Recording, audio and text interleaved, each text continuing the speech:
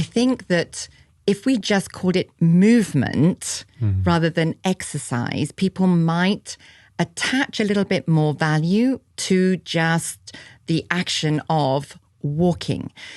If we think about what we do habitually, so we might go to the supermarket but search for the parking spot that's closest to the entrance door, instead of maybe parking the furthest away, walking to the supermarket, pushing the trolley around, and then having to walk with the trolley loaded now back to the car. That adds value, movement value to the day because of all of the effects of walking. Walking is a whole body movement practice. Every single bit of you is moving. Even the head is moving, but you just don't realize it because the eye reflexes are ironing out the bobbly nature of the head movement. But it's the top of the body is moving because of the arm swing. The bottom of the body is obviously moving because you've got putting one foot in front of the other. There's a twist in the middle, which is an internal massage for your internal organs. And because it's loaded in the field of gravity, whilst you're not having particular impact forces, you're still having your body weight impacting. When you leave the ground and run, you've got more than your body weight impacting, but there is still load and impact going through the joints, the bones, the muscles. Yeah, I mean, as you said in our first conversation, running is a fundamentally human movement. Walking is also a core human movement. And I think that many of us, myself included, a few decades ago, I would say, would neglect walking, right? And if I think about why has walking been neglected so much, there's quite a few reasons come to mind. First of all, I think for many people, they look at movement or exercise as it's commonly known as a way of burning off calories, right? So everything around health and well-being, or many things for many years, have been boiled down to how many calories you're consuming and how many can you expend by exercising, right? So when we look at walking through that lens, I think a lot of people go, well, I don't have long. I can't be faffing around walking. I need to get in some intensity and get moving and running and actually skipping and get my heart moving, right? So I think that's one thing. I think another part of it for me, and I definitely want your perspective on this, is that we don't think enough about the innateness of walking within us, about what it does, things that I've learned from you, this contralateral movement, the kind of twist in the body as you walk. You call it a self-massaging. We are a self-massaging, innately self-caring, self-healing organism. Yeah. And that, I think I wanted you to expand on that, because people look at walking and go, okay, well, how many calories does it burn? Well, we forget that actually it's meant to be really efficient. It's meant to not burn many calories at all. That's the goal of walking. It doesn't mean it has no value. It's good for your, as you say, your tendons, your ligaments, your brain function.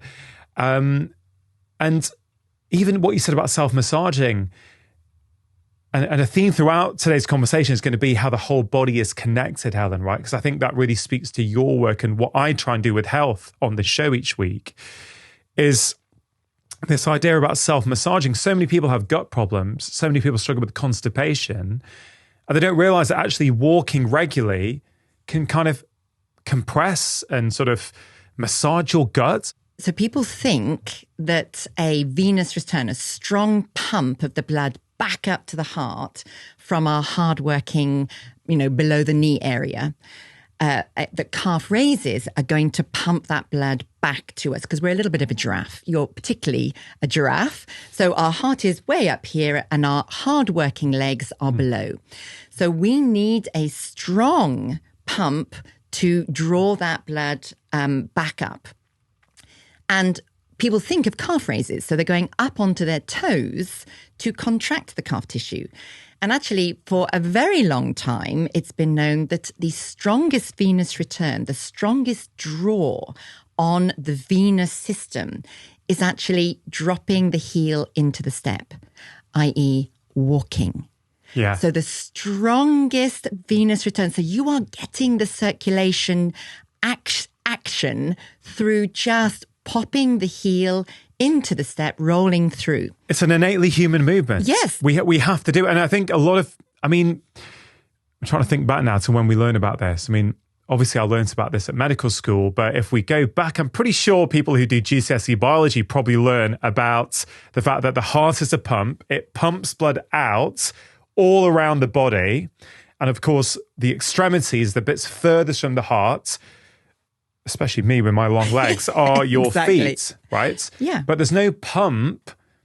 There is a pump, but there's no kind of pump from the body, as it were, to return that blood back to the heart. So the question is, how does it come back up? Yeah. And obviously people have ankle swelling. They have all kinds of issues when their venous return is not working well. And you're basically saying that walking is the most powerful way of keeping that venous return going. Yeah, rolling through from the heel to the toe. You can't micromanage it. Don't be thinking about touching down and rolling around the outside and coming off the foot in a particular way.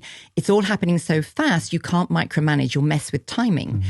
But it's just allowing a walking action to be part of your movement daily practice. Don't underestimate it, because your lymphatic system is entirely connected to your venous system. There's the amazing anatomist who takes the skin off to reveal what is happening just underneath. Mm.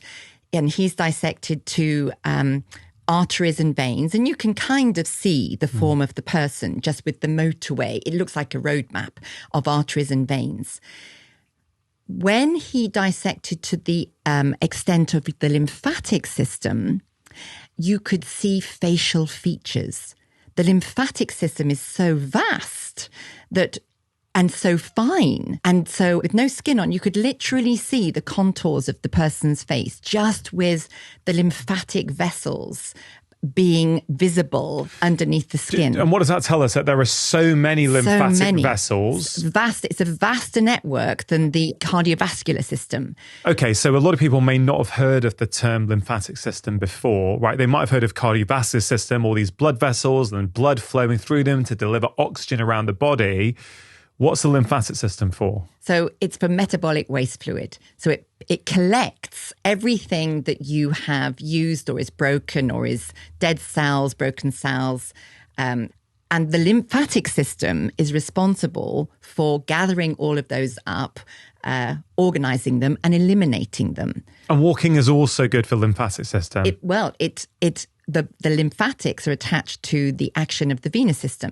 So if the strongest venous return known to man is dropping the heel into the step in the walking action, then it is the same for the lymphatics.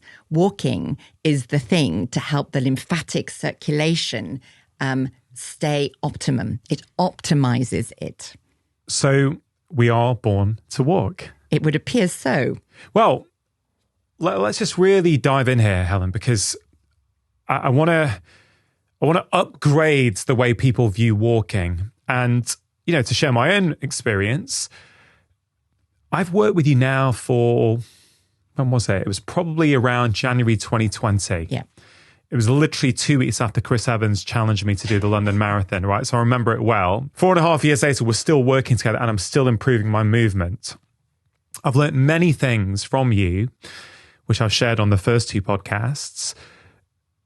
But I'd say one of the most important is that I really understood how important walking is. And I have made changes in my life so that I walk every day, right? So brilliant. And because I can see how important it is for my running, for my general health, for my lymphatic system, for my cardiovascular system. It is who we are as humans. Not many animals, if any, I think, can walk like humans. Is that right? Nobody walks like a human because we're the only upright mammal that has the twist in the system that enables us to move within the field of gravity rather than having to bounce in and out of it. So we do, when we're running, we leave the ground. So there's a degree of bounce. But when we're walking, when we ambulate, we're pretty steady. We're twisting within the field of gravity, which is more efficient. And if you were to sit in a cafe in the middle of London, okay, And with all your decades of experience of helping people get out of pain, move more efficiently, walk better, run better, faster, and all those kind of things, if we take the state of Western society today, right, and you were to sit in central London in a cafe and you were people watching, what would you see, or what are things that you commonly see when people are walking by in terms of what they're perhaps not doing as well as they could be doing? Oh gosh, what a fascinating question. I think what I would see is heads down, eyes looking at things rather than just seeing everything. So peripheral vision not being present, just looking at stuff. And I don't think people are aware of their movements. I think we are not aware of how we're moving until something goes wrong. Then we become aware. So the people in pain will show themselves to be in pain because there'll be maybe a facial expression or an avoidance of a certain area. So you'll see asymmetry of movement. You'll see timing off. You'll see all the things that, for me, I feel are born of a collective. We're not shown at any point in our lives to become aware of our movements. We just walk, and then we break into a trot, and then at some point, for the most part, sadly, people stop running. When did that happen? When did we stop running? When did we stop making ourselves dizzy? When did we stop playing? And then the demise starts because you stop noticing how you're moving because you're moving less. Yeah, the whole use it or lose it, right? If we're not using something and giving our brain the stimulus, then it's going to start downgrading those things because it feels it doesn't need them anymore. Yes. I think we all recognize what you're talking about. We recognize it in ourselves. We recognize it in other people. This idea that people are walking around now with their heads down. And instead of having that wide peripheral vision, that relaxed, low stress state, people are often walking focused with concentric vision on something on their phone, for example, right? Yeah. So let's unpick all of that. I guess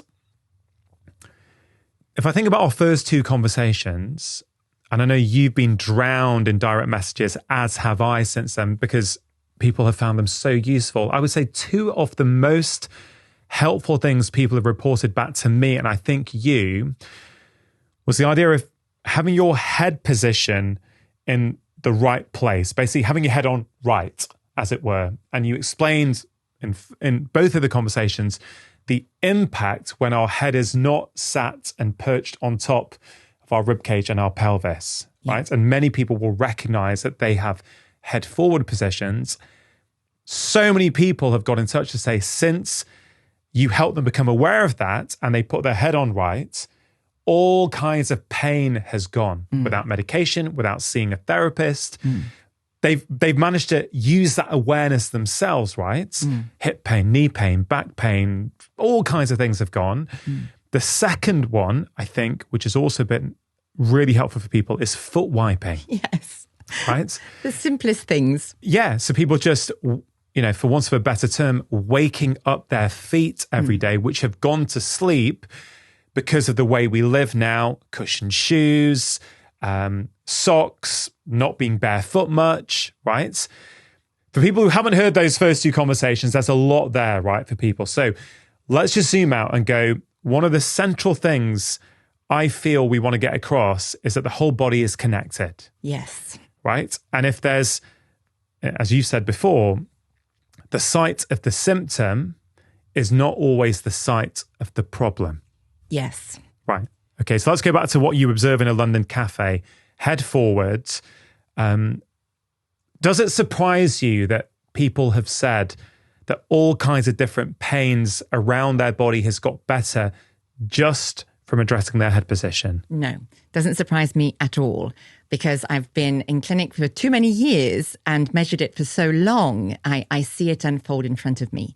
So if you consider your head as a Christmas decoration and you put your Christmas decoration close to the trunk of the Christmas tree, doesn't matter how heavy that Christmas decoration is, that branch is going to be fine. Yeah.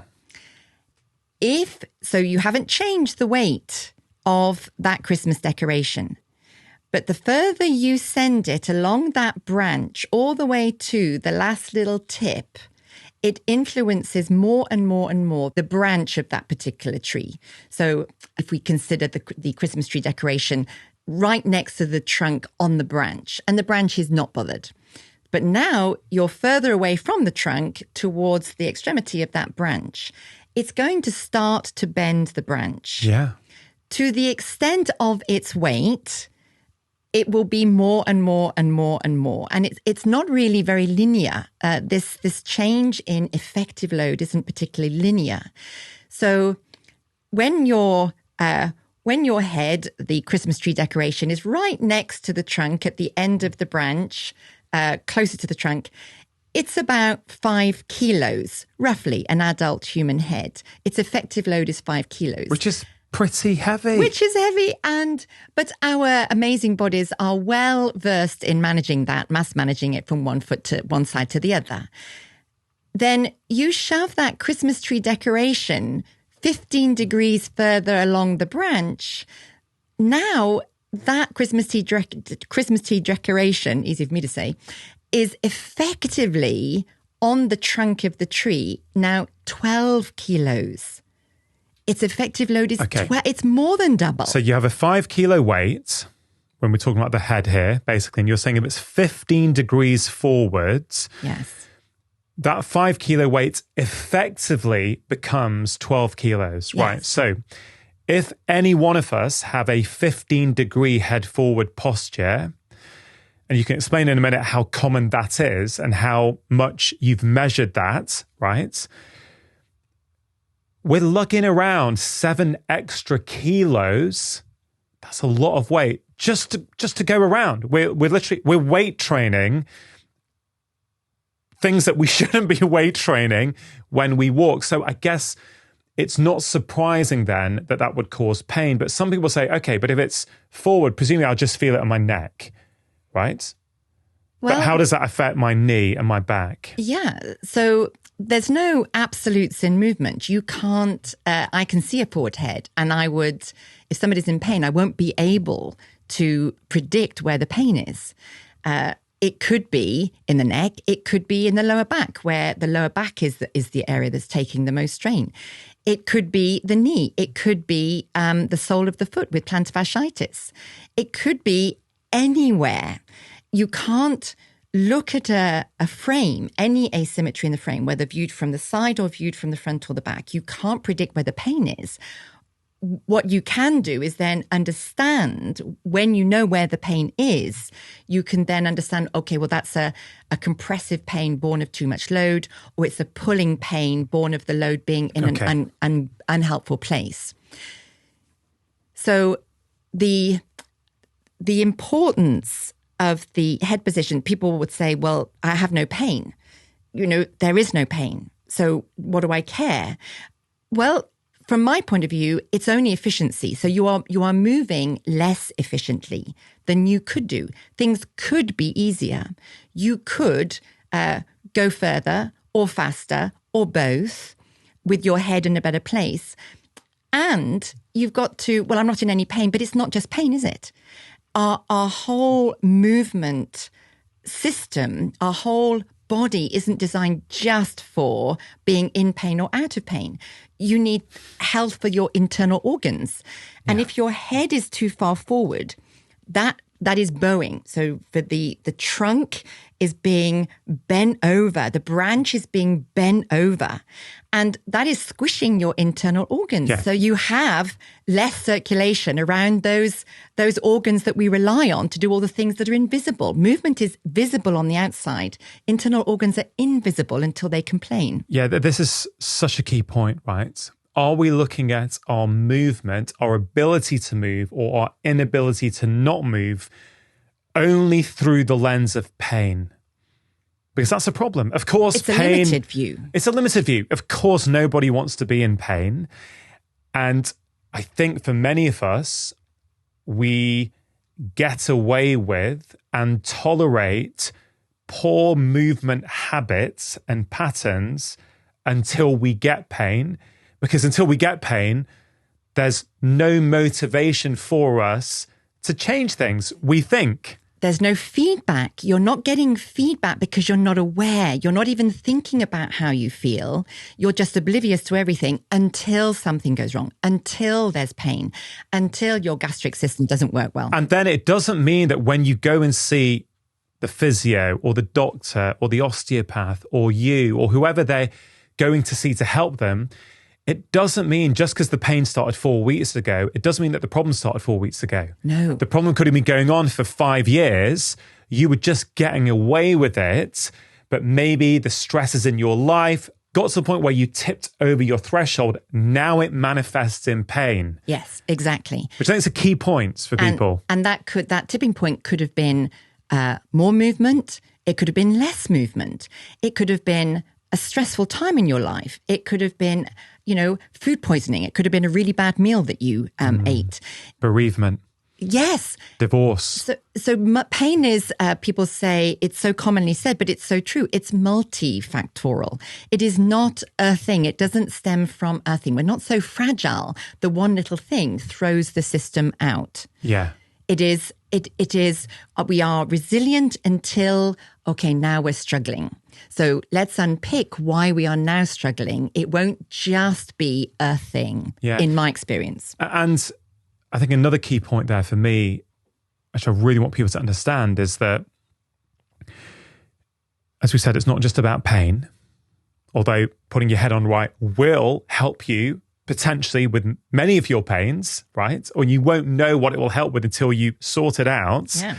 Yes, that's a good point. How much of what is happening in my body is simply attached to the position of the head? Yeah, and it reminds me of how I look at health and have done for, 12, 13 years now.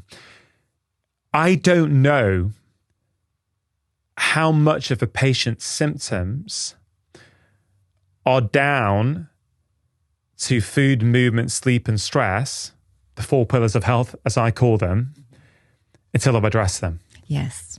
So I cannot say that this person has depression yet. They may have symptoms that make me think that those symptoms are consistent with a diagnosis of depression. I'm not a fan of labeling things anyway, because I think those labels become our internal beliefs about ourselves, and I don't find it that helpful, even though the medical system kind of wants you to label what a patient has. I've never really liked that. But the amount of people I've seen with joint pains, stomach issues, mood issues, that when you help them go to a whole food diet, move regularly, like walking 30 minutes a day, have good circadian biology, right? Get natural light in the morning, focus on a regular sleep time, 6 to 8 hours of sleep per night, something like that, and help them manage stress. I feel that's the equivalent of your head position. Yes. Right? Get those things right, then let's see what's left. Yes, sometimes there's stuff left, but sometimes there isn't. Yeah. Sometimes everything goes once you start living in harmony with your biological reality. Yes.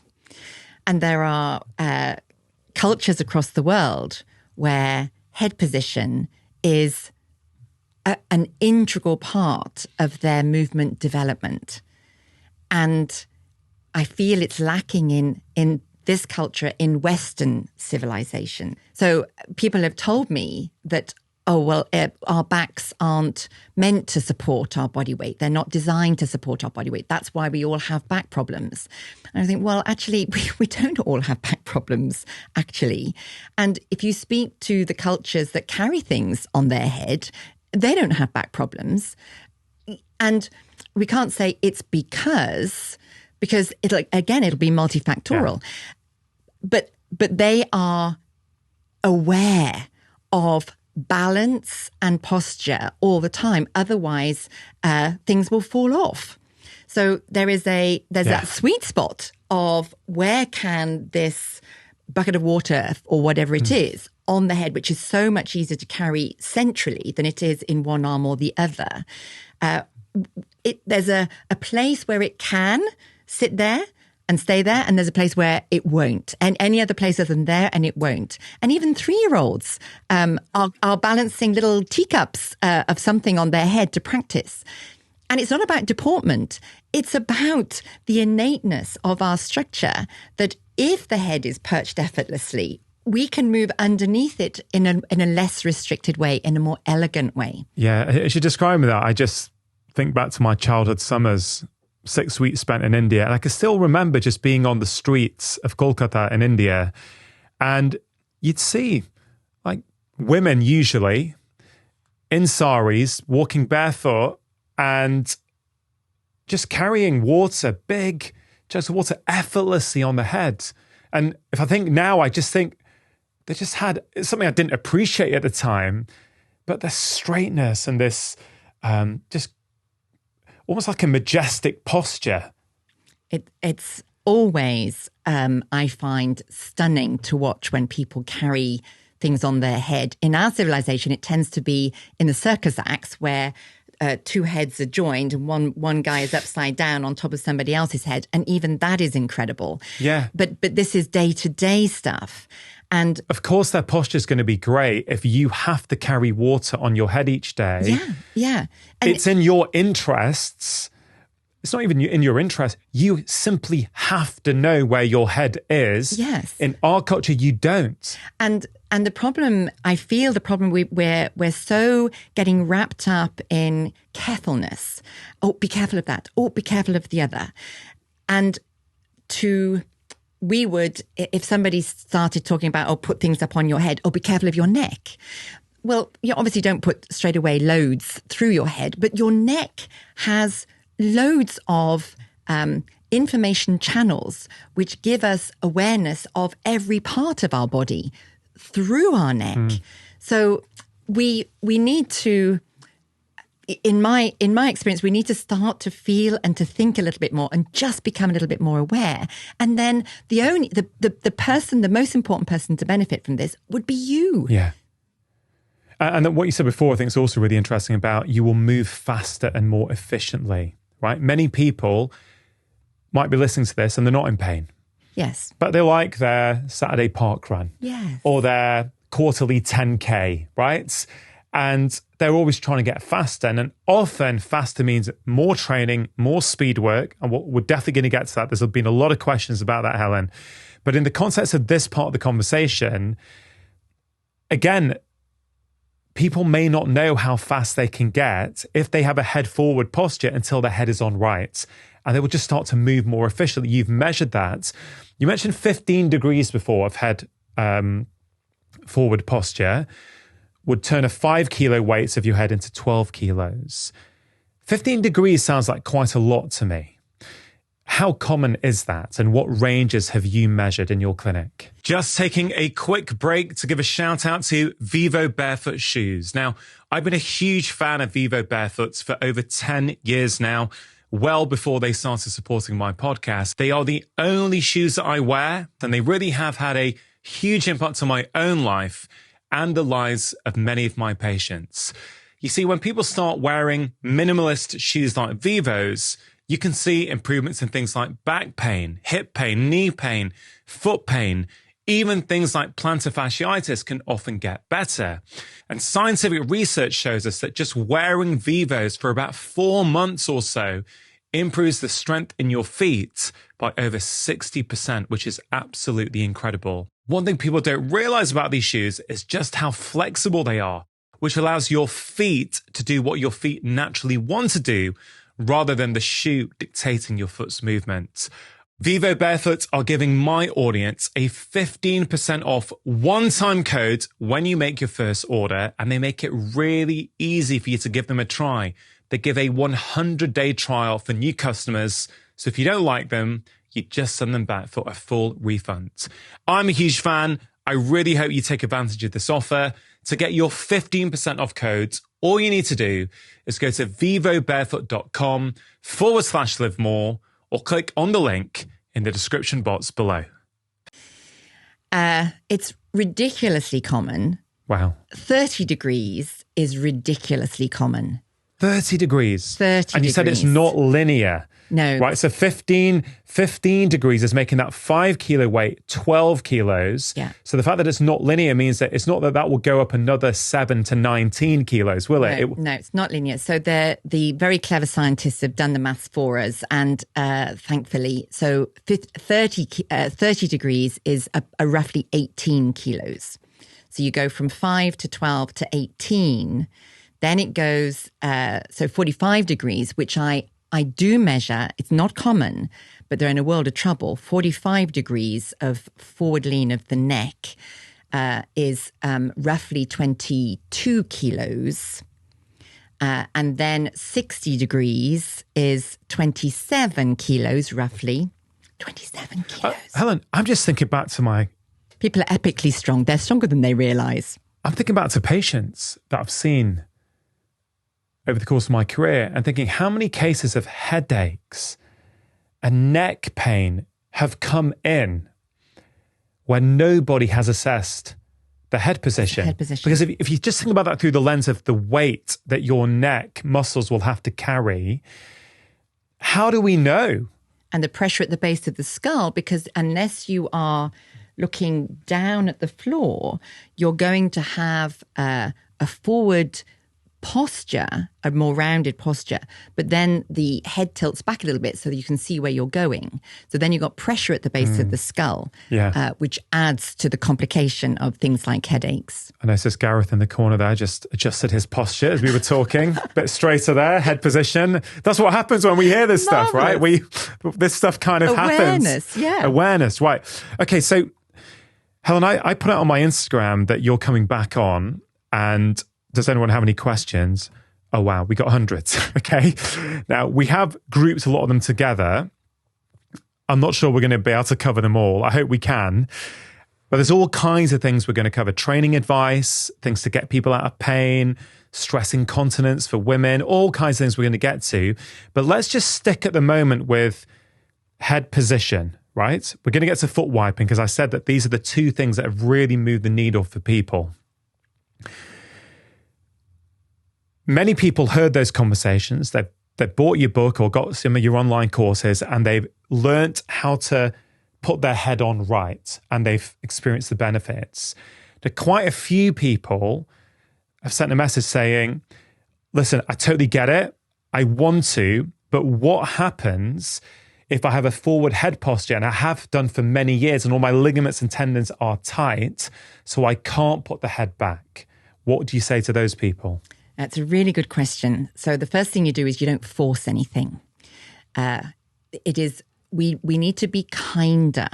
So when we become aware of the problem, we can't just wade in and just fix it immediately.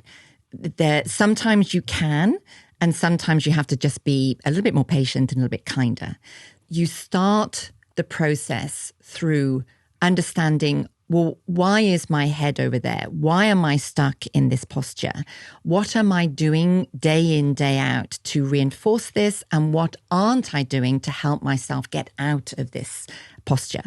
So some people can just, because they had no idea about it, they find that place where they have maximum head rotation and all is well. Marvelous. Remind ourselves of that head rotation piece, because I think it was so helpful for people. Yeah, so if you jut your head forward and you rotate your head to look over each shoulder, you have a certain range, whatever that range is. Don't force it. Just end your movement and come back to the middle again. So we intentionally are jutting our head out into a posture we don't want, and trying to rotate our head to each side, and just paying attention to how far we can go. Okay. Yeah. And then you just you find the most wibbly wobbliest place for your head. So if I've jutted my head forward, I have not much in the way of movement. I feel a bit stuck. So then I'll just send it back a little bit more and I'll have a little bit more movement. And then I'll settle myself in my most wibbly wobbliest place. And then I'll have maximum movement. And you want the head should be there with maximum movement. Yes, because then that reflects down the system. So if you're standing up when you do that, you'll find that it's not just your head that has more range of motion rotationally. It will also have more range of motion with tilt. The shoulder girdle will tilt more. The shoulder girdle will rotate more. The pelvic girdle will tilt more and the pelvic girdle will rotate more. All from your head position, yes. Which also explains why people were saying hip got better, knee got better, shoulder got better, because the head being in the right place ripples down like a chain throughout the entire body. Absolutely. So you are maximizing your movement potential when your head is in its perfect place. And sometimes it doesn't have to look perfect, whatever that is. If it's better, you will get more. If it's less forward than it was, your whole system will gain to the degree you can come back. So we're not looking for perfection. We're just saying where you currently are now, if your head isn't perched on right, and if you're getting an increased range of motion in your neck when you start to pop it back, it probably means it wasn't on as well as it could be. Yeah. Just practice there. Yeah. And you will notice some things, and then some people will find themselves continually slumping. So when they're thinking about it, they can access a better position. But when they're not thinking about it, they collapse again. So the innateness of a structure that has maximum movement potential, it seems to be stuck somewhere in a corner. It's not immediately available. So then the question is why? Well, why, if you know all about it, but you can only have it through awareness, where is the innateness? So I've talked about lying on your back and using the skin contact to find where your head is. That was in our second conversation, yeah. And what you can also do is explore a little bit further down. So if you imagine where the necklace sits on the back of your neck, so where we put the Doris sticker when you're being measured, but it's where a necklace would sit at the back of the base of the neck. Just, you mentioned Doris there. For people who didn't hear the first two, just briefly explain what Doris is. So Doris is my German technology, the most advanced motion analysis technology in the world. She is more accurate than an X-ray, measuring in 3 dimensions in movement up to, she has her limitations even, Doris, up to 30 kilometers an hour. And nobody's made it anywhere close. So I have my expansive, I can't look at the problem. I can only view the person as a whole. So I'm looking at the whole. Doris is measuring everything, and she gives me the data as if I'm looking at this and that and the other. So together we get a little bit more joined up thinking. Just, I think that's a key point. You've been teaching people, coaching movement, helping them out of pain for decades. But also, since you acquired Doris, you have an insight into movement which very few people on the planet have because of that technology. So you can make these changes with people. Let's say foot wiping, for example. You can get someone with tickly feet and stiff feet, get them foot wiping for 2 or 3 minutes, then get them back on Doris and measure and see what has changed. So you can directly go, yes, but when someone foot wipes, when they've got A, B, and C, suddenly their stride length gets bigger. They're using their feet more. They're walking faster for no more effort, et cetera, et cetera. Okay, so I just wanted to make sure people understand what Doris is. So you were saying about the necklace. So you're lying on your back and you're imagining where that place is. And you can even use your finger and tap where your necklace might sit, or even where your necklace is sitting if you have one on. And then all you do is just gently, send that point down to the bed. So you're lying nice and relaxed. You imagine it descending down to the bed. And I was watching you and your body responded. It wasn't just the neck that moved. Did you feel the base of the rib cage come up? And did you feel your chin drop down? Yeah, okay. So it's almost like you've got a button at the base of your breastbone where your ribs kind of start to flare from the middle. It's almost like the chin and that button there come together as you send the base of your neck down to the bed gently. Now, you do it always within a pain-free range of motion. You never force anything. And what often happens is the head doesn't move or the rib cage doesn't move. So then you've now identified something really important, that whilst you have an awareness of the base of the neck, it's not talking to either the head or it's not talking to the rib cage or both. So then with that new information, you can then start to join the dots together, knowing that if all things being equal, when the head talks to the neck spine, talks to the rib cage spine, there's a communication that should result in a spinal extension, which is the head in the right position relative to the rib cage, to the pelvis. Yeah. Okay. So we all need to have our head on right for a number of reasons, which we've outlined. If when you do that, things get better, great. If when you do that, you're still struggling and you don't quite think that it's working the way it should, and you feel that you're restricted, you're saying, okay, lie on a bed, do the exercise you've just outlined, see if you can get that point where the necklace is back into the bed. And if at that point, rib cage, the bottom of your breastbone, neck, if these things are not moving fluidly, it indicates that there's a block in the system. Yes, a lack of connection maybe. And you've now just become aware of it. So even that awareness alone is helpful, isn't it? Yes, because now you can start to self-solve.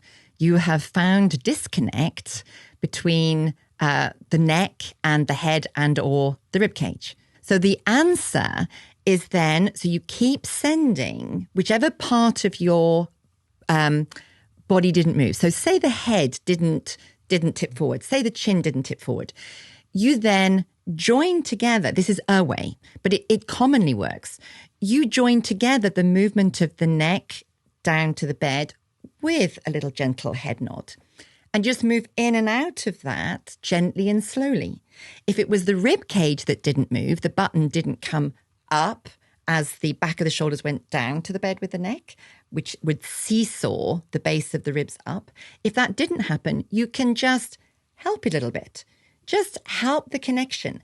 And then when you've done it a few times and it feels a bit smoother, don't do loads and loads. The brain will get bored, it'll switch off and it'll start thinking about a shopping list. So do a few. As soon as you think, well, that feels a bit smoother, go back to the initial test. So that's your marker for change. So you just relax without doing anything apart from sending where the necklace was down to the bed. See if anything is now moving of its own volition. Yeah. Okay, great. So that's progressing it on for people beyond putting your head on right, for those people who are getting stuck. Yes. Okay. So we talked a lot about head position. Let's talk about foot wiping. Yes. Because I think then when we talk about these different pains that people have written in with, I think it will perhaps be helpful to frame it around both of those. Now, the question that's just come to me is, I've realized that the two of the practical interventions you have mentioned to people on the last two podcasts we did together that have had a huge impact are to do with the extremities of the body, right? The head and the feet. Now, before we get into foot wiping, is there something we can learn from that getting your extremities right can solve a lot of problems? Yes. Topping and tailing, I call it. And because it feeds into the system, the brain accesses the information from our extremities, feeding into the spine, the spinal cord, the brain, everything on that central axis in order for the brain to organize the movement. It's a very complex business movement. We don't understand it because we don't yet understand the brain. And the brain is moving us. So until we fully understand the brain, we don't understand movement. So there is no certainty of anything, really. There's only experience, and you are your best marker for all of your experiences and your knowledge of your own body. So whilst there's lots of research out there which can be very helpful, if it didn't work for you, if whatever research you read and you tried and it didn't work for you, your body is telling you something. Your body knows best, and we still don't know everything about the body. So that is by a torturous way, I feel, of saying, don't lose sight of your sixth sense. Don't lose sight of your innate knowingness, your gut feeling that you're trying this and this and this, and you're not getting, your body isn't receiving the information in the way that you might have hoped it would have, or you might have been told it would have, or you've read that it would have. Yeah. We still don't understand it all. So we have to go, okay, well, it worked for my friend, but it didn't work for me. Let's explore a little bit more and cast our web a little bit, our sticky exploration fingers a little bit wider. Yeah, I love that point. I'm so passionate about that we actually know at our core what is best for us when it comes to our health and well-being. Yes. And I feel we've outsourced our own inner expertise to external experts far too much. There's nothing wrong with listening to, in inverted commas, experts and learning from their experience and their research and their knowledge. But ultimately, you have to put it through your own filter and go, is that for me? In the world of running, and in many worlds, frankly, there's a lot of different running techniques out there that people teach.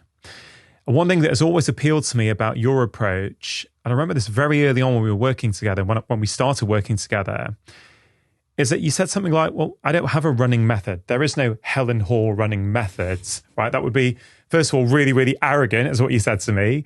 And secondly, it's like that the whole idea is that, no, run in a way that is most efficient for your body. And certain techniques work for certain people. That's why they became techniques. But it doesn't mean they work for everyone. Yes. And might I just say that you express what I was trying to find the words for so beautifully that when I listen back to this, I'm going to write it down. So thank you for that.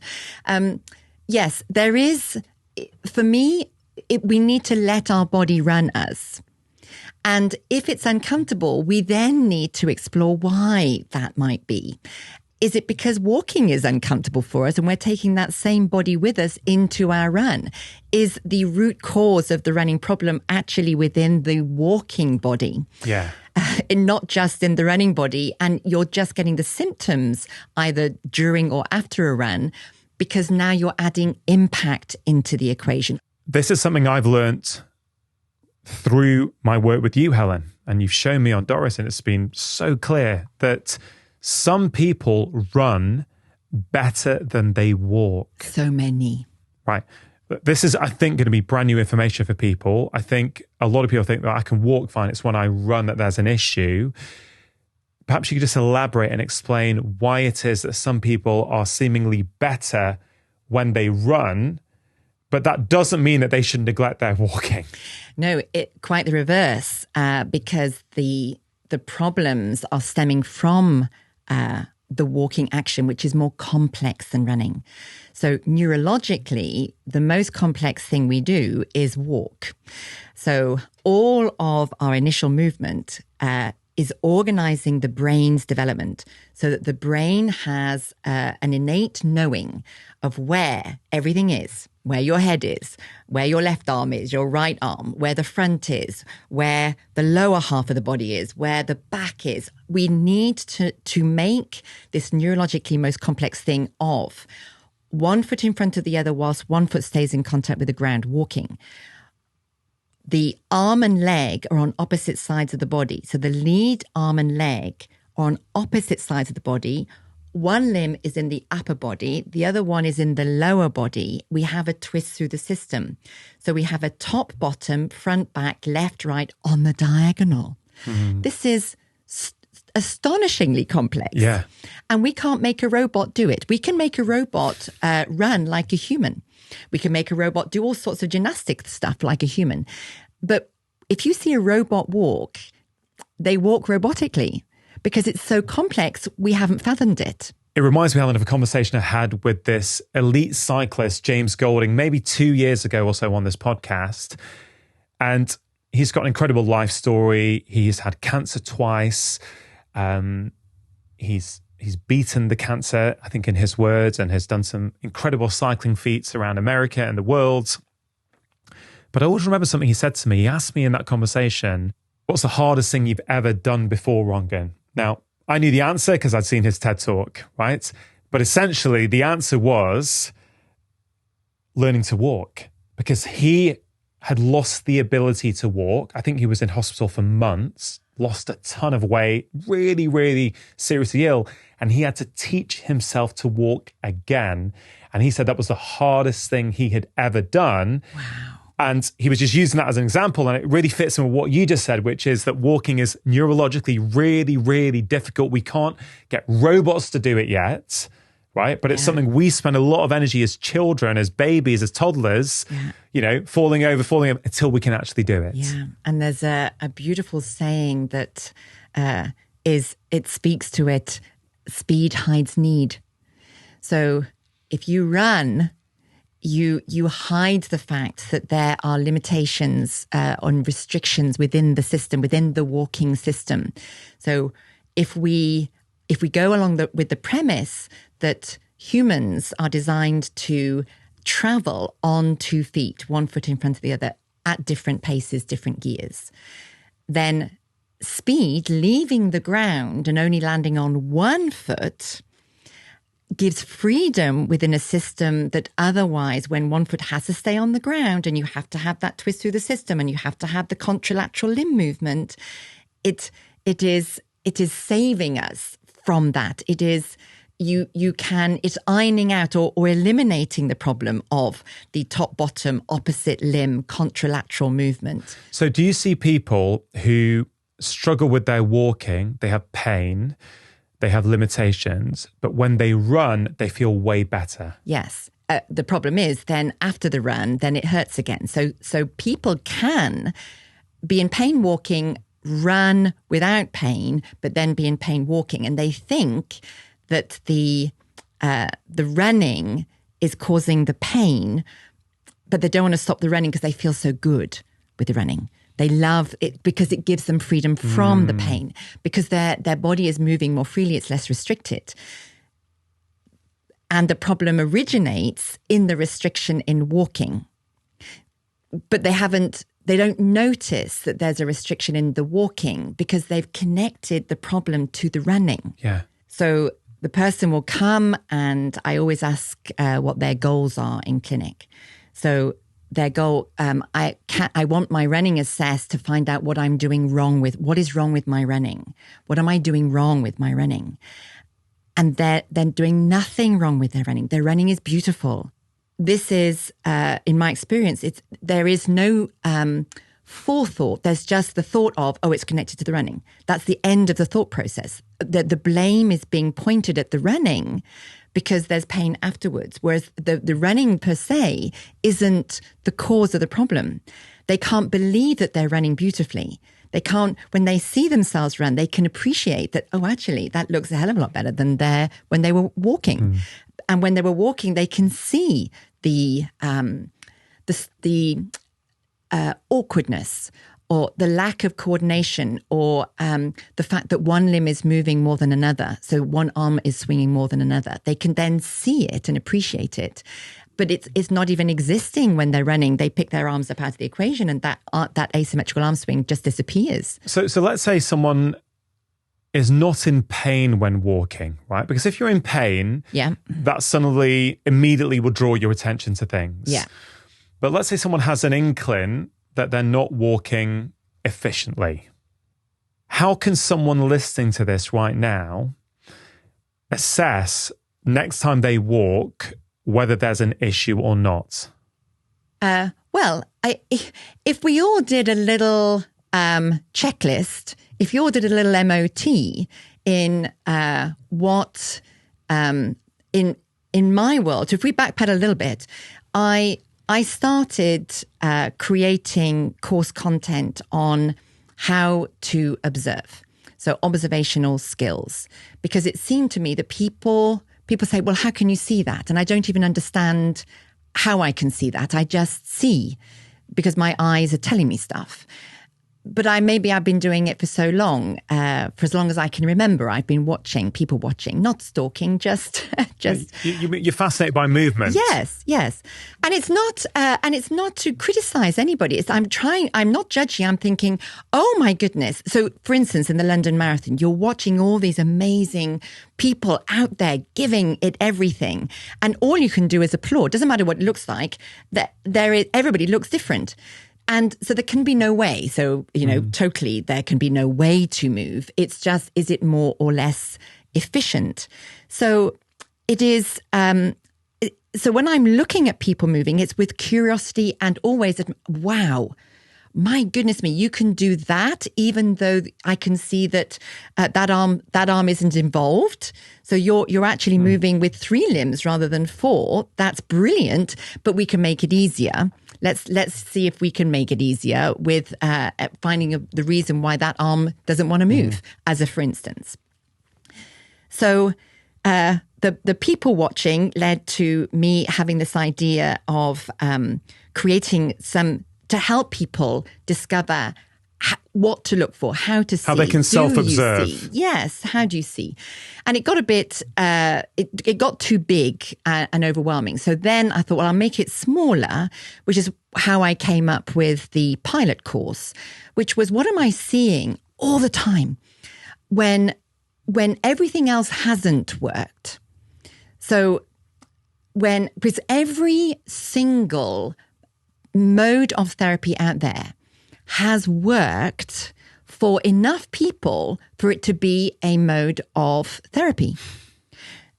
So it stands to reason. So there is a reason for us all to be here helping people. And when whatever that person has as their standard on their radar, whatever that person has tried because they feel that's their first go-to option. Yeah.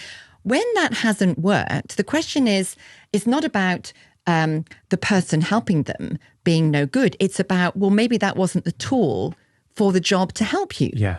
So it's, okay, can we cast our sticky web of investigation a little bit further to find, well, what tool is going to help, because what is missing? And through all of my years of work, always being challenged by Doris, always Doris keeping me on the straight and narrow. It's not about my opinion. My opinion doesn't matter. What we need is the truth of what I'm seeing, because it may be that it looks like a side bend to the left, and it isn't at all. That person can't side bend to the left in a million Sundays. So, and Doris shows you that. Yes. And I've had osteopaths stood next to me saying, there was one time it was her partner, and she said, if I hadn't have seen it for my own eyes, I wouldn't have thought it was possible. Yeah.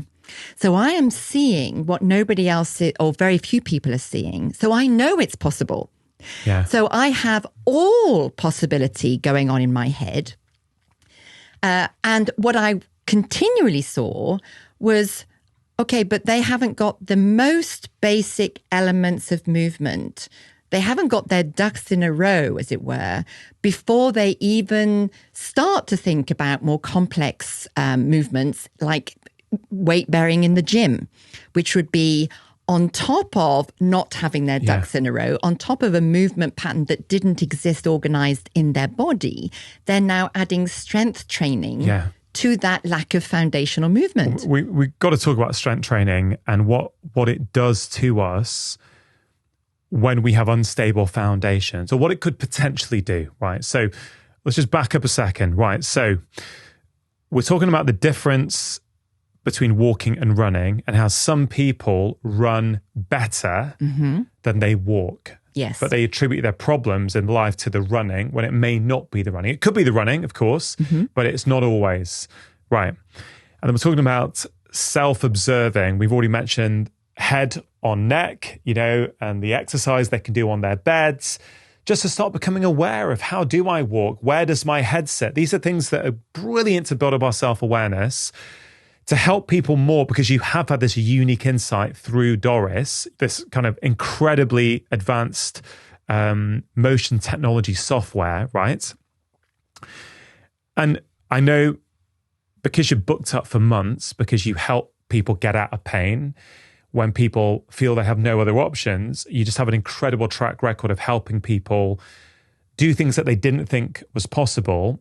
So that more people can benefit from what you do, you've created these online courses, right? So Pilot is for healthcare professionals, physios, running coaches, osteopaths, people who help people with their movement, who are looking for more tools when the patients or clients they have are not getting better.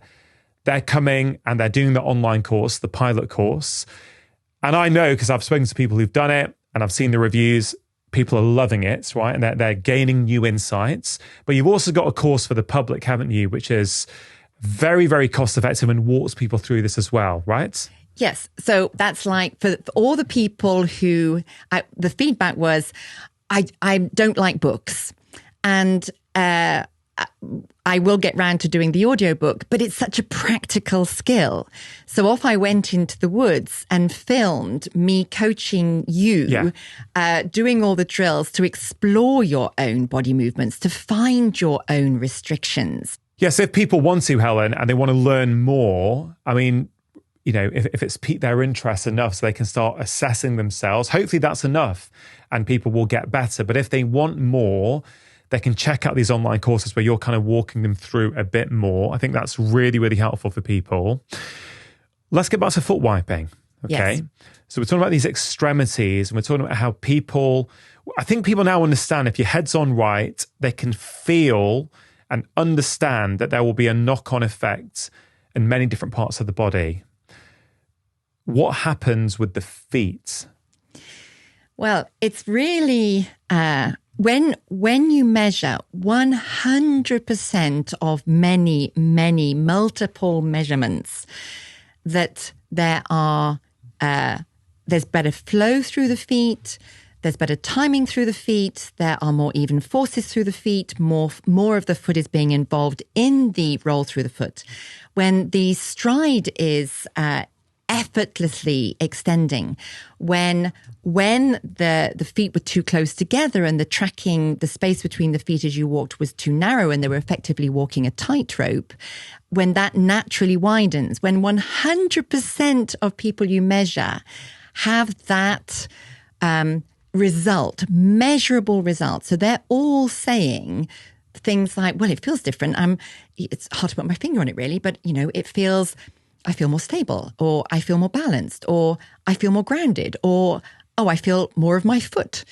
And then some people say, well, I'm not quite sure. I can't quite find the words. And then as soon as they see on Doris what has happened, I felt that. Yes, I could feel that. And that's the advantage of going on it, isn't it? Because you don't have to go on it, but having been fortunate enough to go on multiple occasions, it's really awesome to see what happens on Doris beforehand and see the limitations. And then you do something like foot wiping for 2 minutes. Yeah. Right? Cheap, super accessible to everyone. And then you go back on Doris and go, oh my God, I can't believe how much better I'm moving. Yeah. And you've obviously seen that way more than me. Yeah.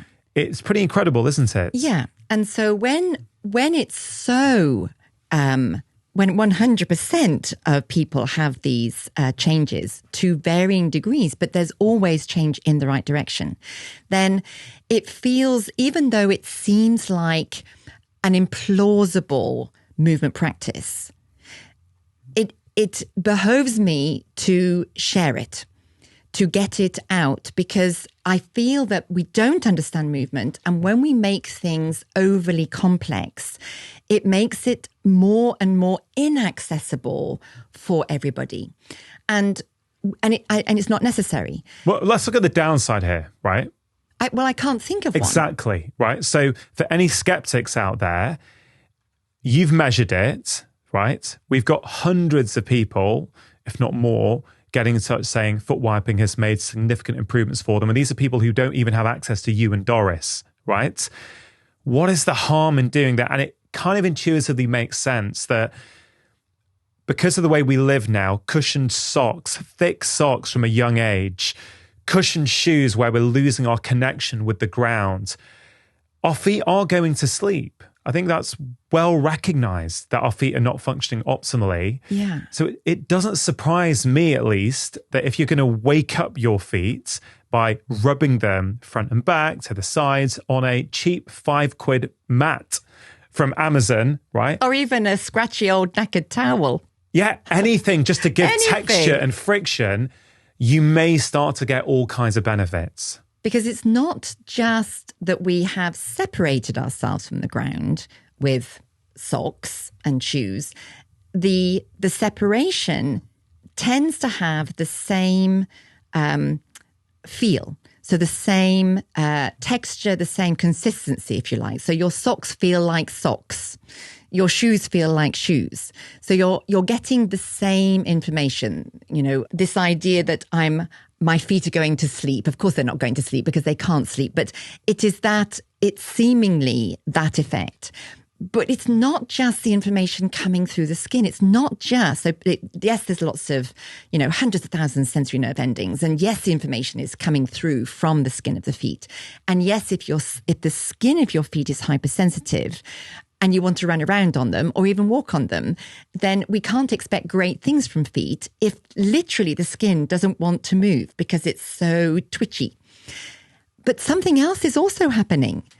When you are wiping one foot vigorously, so you're standing on one leg and you're scrubbing vigorously the other leg, you are balancing on that stance leg.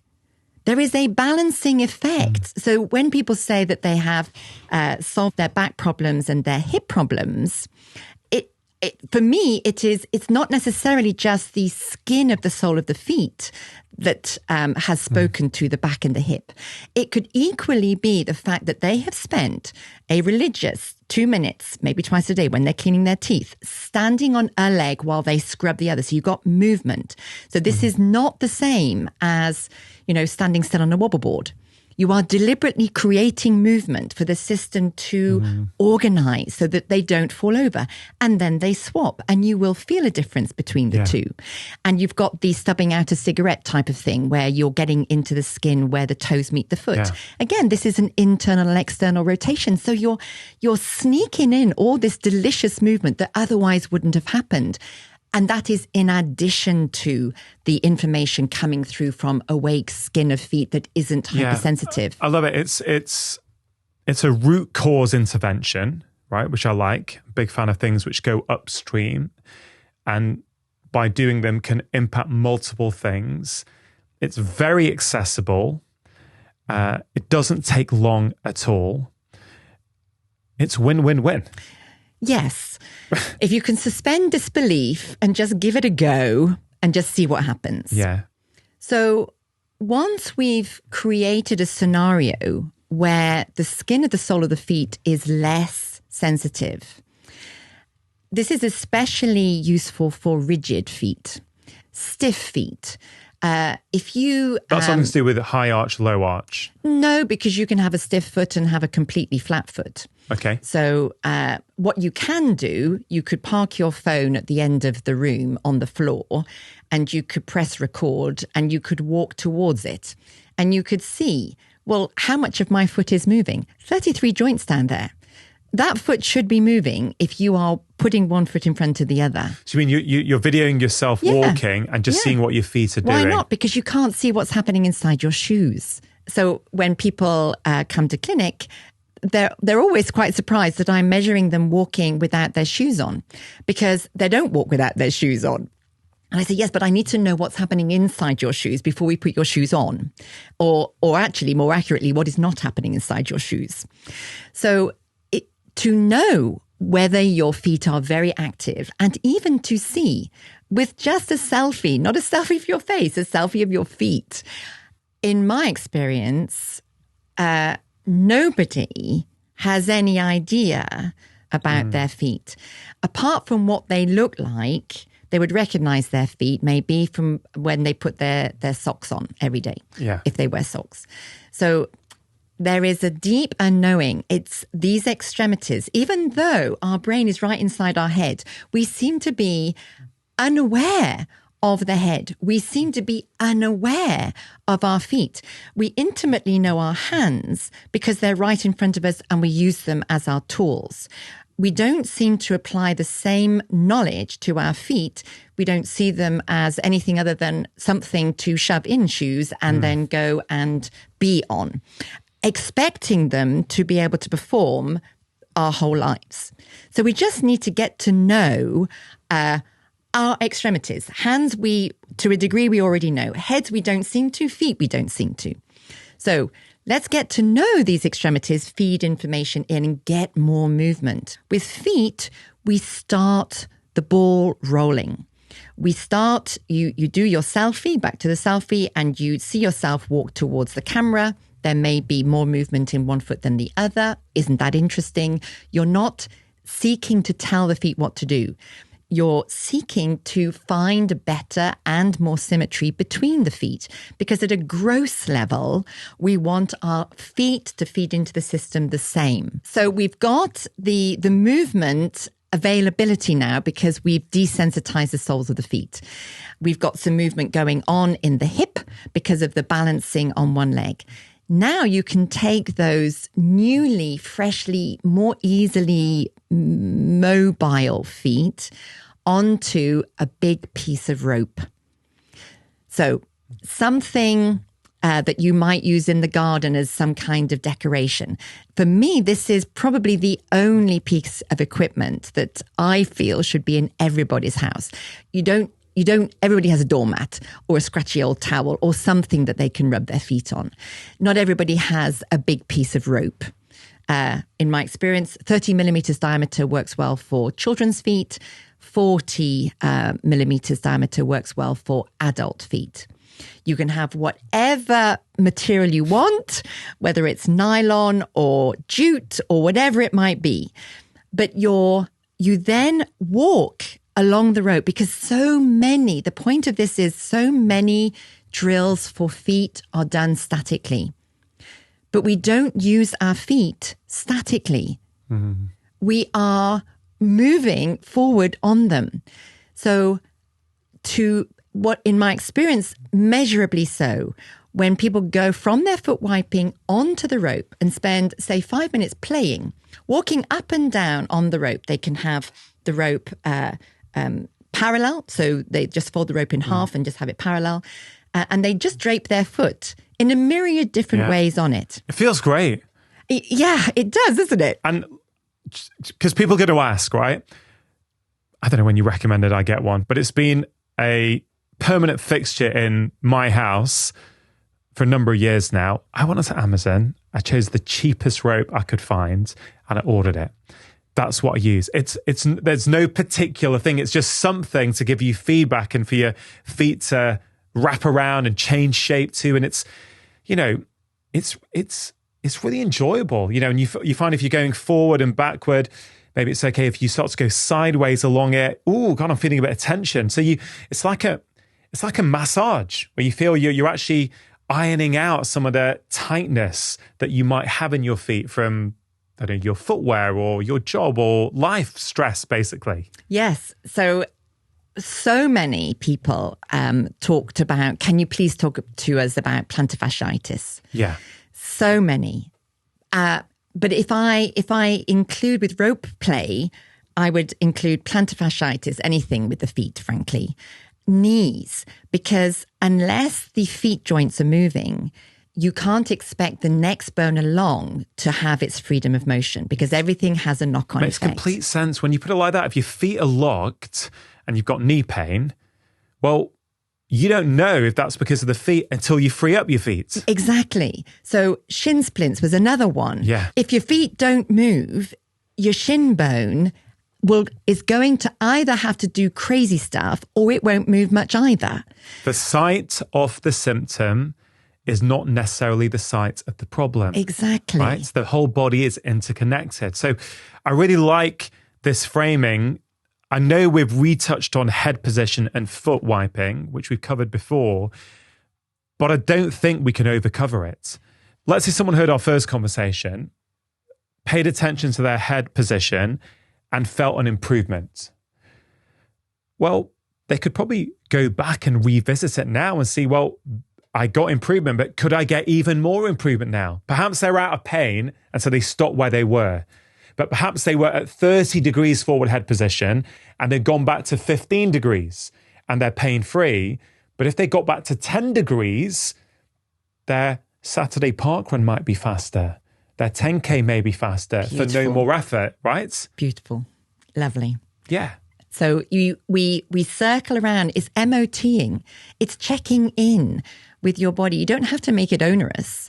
Just every now and again, just checking in with the fundamentals of movement. Now, of course, there can be local issues with the knee, right? You might have knee pain because there's an issue with your knee, right? Yes. Of course, you know that. I know that. Hopefully, people know that. But the point I think we're trying to get across is that sometimes, a lot of the time, a pain in the knee or the hip or the back isn't coming from the knee, the hip or the back. It's coming from somewhere else. If you first of all focus on the head and then your feet, get those things working better, moving better, you might get an improvement in these kind of pains. Yeah? Yes.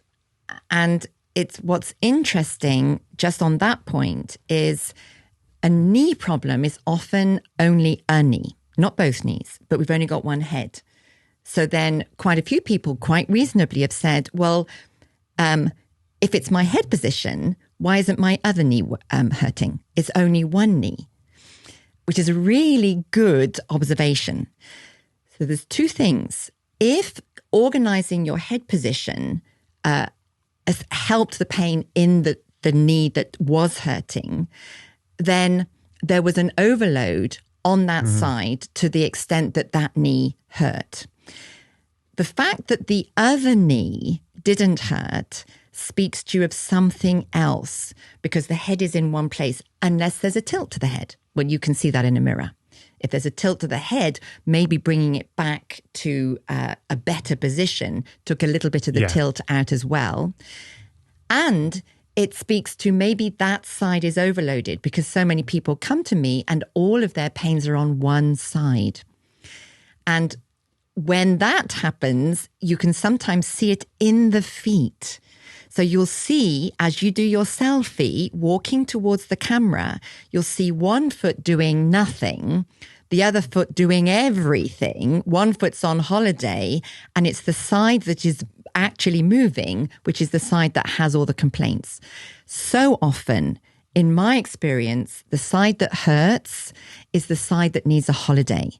Instead of poking and prodding it, we need to be stroking it and saying, thank you very much, whilst waking up the other side. Well, that's something that we've had to do continually with me, right? It's so common. Yeah. So you're thanking the side that's in pain for doing all the work and saying, hey, listen, I'm going to help you now by getting the other side to do its fair share so you don't have to do as much. Yes. So we have this, the thought process of the site of the pain might not be the root cause of the problem.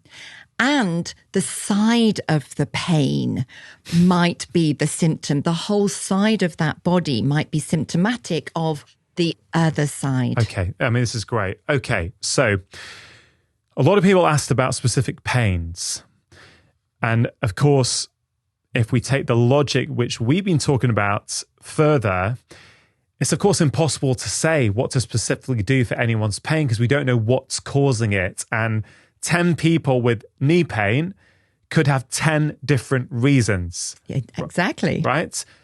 10 people with a headache could have 10 different reasons, right? So you got it. This is where personalized medicine, personalized care per se is so important for me because we've just got to look at the individual and figure out what's going on in that person's life. In the context of that person is the only question. Yeah. There are no absolutes in movement, and there is not one single answer for anything. I think that's why we share such a common philosophy, because we've spent years seeing a lot of people. We've just seen time and time again that different things work for different people. Of course. You've got to find what works for you. Exactly. Yeah. It is somewhere you will sit on every spectrum there is, you will be somewhere. And it's about finding, where is that? What works for you? Because you surely are the most important person. Yeah. You. I love it. So we've covered foot wiping, head position. We made the case of why people should do them, how they can advance their practices if they are starting, or if they've never heard this before, they can just start. Yes. Right? We're talking about how the body is interconnected, how everything affects everything else. Yeah. To make sure you're taking action after watching this video, I've created a free guide to help you build healthy habits. We can all make short-term change, but can those changes become a fundamental part of our life? Often they don't. And that's why in this free guide, I share with you the 6 crucial steps you need to take. They're really, really effective. If you want to get hold of that free guide right now, all you have to do is click the link in the description box below. Okay, there is a lot more we could talk about with pain, but we must get to stress incontinence for women because it's so common. I don't think I realized how common, right? This is something that affects a lot of women, that causes them a lot of, I guess, embarrassment and a fear of doing things. I mean, I, over the summer, put out a challenge, a skipping challenge on Instagram, just to inspire people to get moving in a fun, enjoyable, very cheap way to get moving, skipping. And loads of women have said, listen, my skipping days are over. I've had 3 kids. I've had 4 kids. Right. So we want to talk about stress incontinence. I think your approach very much speaks to the idea that the body is connected. You can't just look at one thing in isolation. But first of all, maybe say, how common do you think it is? Well, if you Google, you'll get all sorts of different stats. But I have read it as common as 75% of women, of whom 75% have been helped by Kegel exercises. So these are basically strength training for the pelvic floor, pull-ups, if you like, of the pelvic floor. There's still a lot of women who it doesn't help. So if we, along with every modality that exists, it works for some. So everybody who has come to me with problems with stress incontinence, they have already tried what their doctor has suggested, and they might have been sent to physiotherapy, and they have tried that, and they've been diligent, and it hasn't helped them. So what is in the way? Because if you are strengthening a muscle, the muscle will respond by getting strong. So if you are diligently doing something, but it's not solving the problem, what else within the system is influencing the role of the pelvic floor? So if we actually start with the role of the pelvic floor, things get a bit easier. So, of course, the symptom is leakage, spontaneous, small, large, random. It's very difficult because people can't plan ahead. So the standard the way I hear it is the problem is the support of the inside organs and the pressure on those inside organs, either prolapsing, coming out, or putting too much pressure on the bladder. So we know that the pelvic floor is like a hammock of muscle. attaching front and back. Everybody knows where their pubic bone is. Everybody knows where their tailbone is. Everybody knows where their sit bones are because they sit on them. So there's 4 points, front and back, left and right. So it's like a little diamond. The pelvic floor is like a hammock. Like a hammock. Okay. Yeah. And some people call it a diaphragm, which is really helpful. That term, thinking of it as the pelvic diaphragm, is very helpful.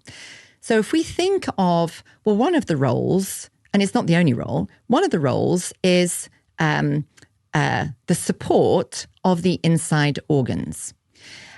And these muscles move. So they're going to move at least up and down. And because there's a left and a right, there'll be a left and a rightness too.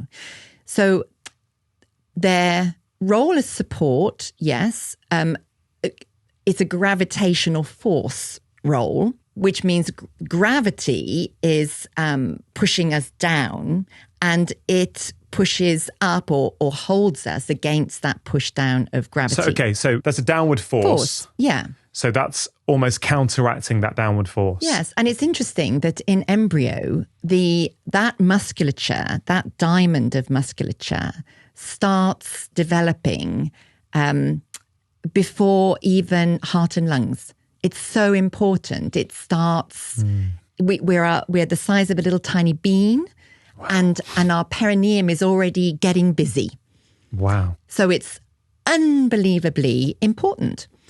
So, but it doesn't act alone because nothing in our system acts alone. And we are not just muscles and bones. We're not even just muscles, bones, and fascia.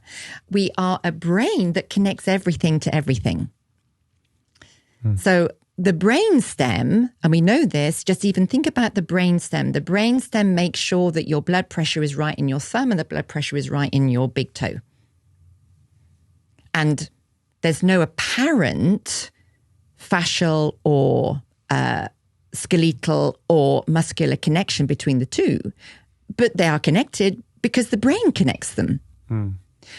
So we have this supportive hammock, which is also contributing to intra-abdominal pressure. So the pressure of our insides in our abdomen, in the bit between the pelvic diaphragm and the breathing diaphragm, so the base of the ribs.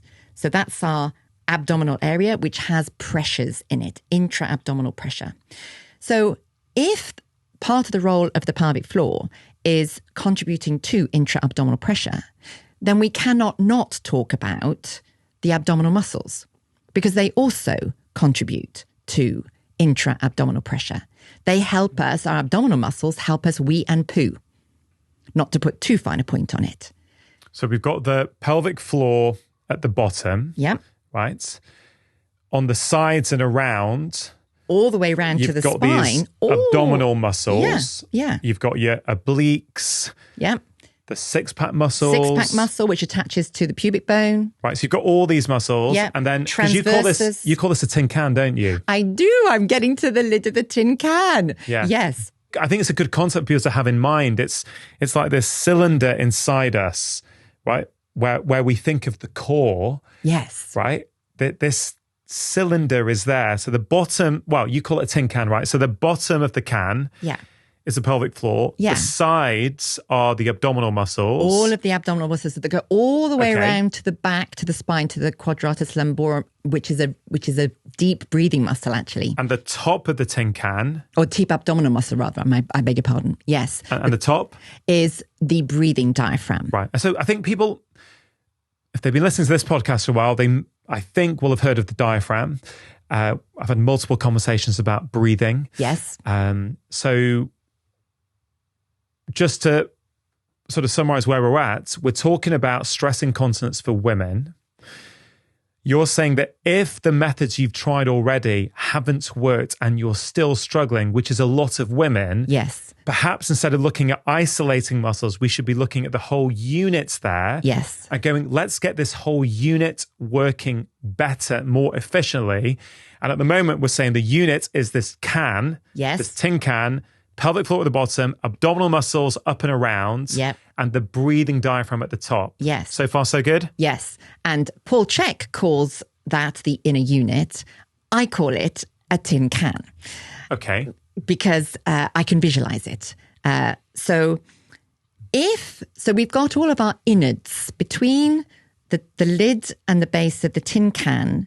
We have our insides, all the organs below the breathing diaphragm, everything in our belly. Who wants to squish their tin can? Who wants to stand on the top of their tin can and squish the tin can to the base of the tin can? We're not recycling our tin can. We want health for our tin can. Where are our innards going to go if we squish lid to base? Okay. I think what certainly for me, what might be helpful at framing this part, Helen, is something you told me last night, which is that you've never, ever come across anyone with stress incontinence who hasn't also had poor breathing mechanics. Yes, correct. I want people to think about that. So you have never seen in your decades of doing this, yes, anyone, any female with stress incontinence who does not also have poor breathing mechanics, yes, right? I think that's really important because we're about to talk about the diaphragm, yes, and the pressure inside the can, yes, right? So what happens when we breathe then? We don't want to squash, right? So what happens when we breathe? So when we breathe in, the diaphragm, a big sheet of muscle, like a drum top at an angle, it domes down in order for the lungs to expand like a balloon. So the lungs expand down and out in all directions. Okay, so when we're breathing in, which we all have to do, yes, right? Hopefully, multiple times a day.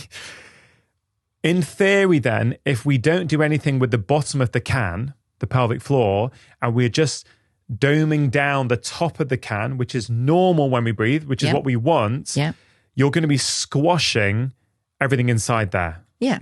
Okay. So you're increasing intra-abdominal pressure if the base stays where it is. Yeah. And that will increase the likelihood of incontinence because you're squeezing what's in there. Or prolapse over a period of time. So a vaginal prolapse. Yeah, even hernias. Hernias, of course. Yeah.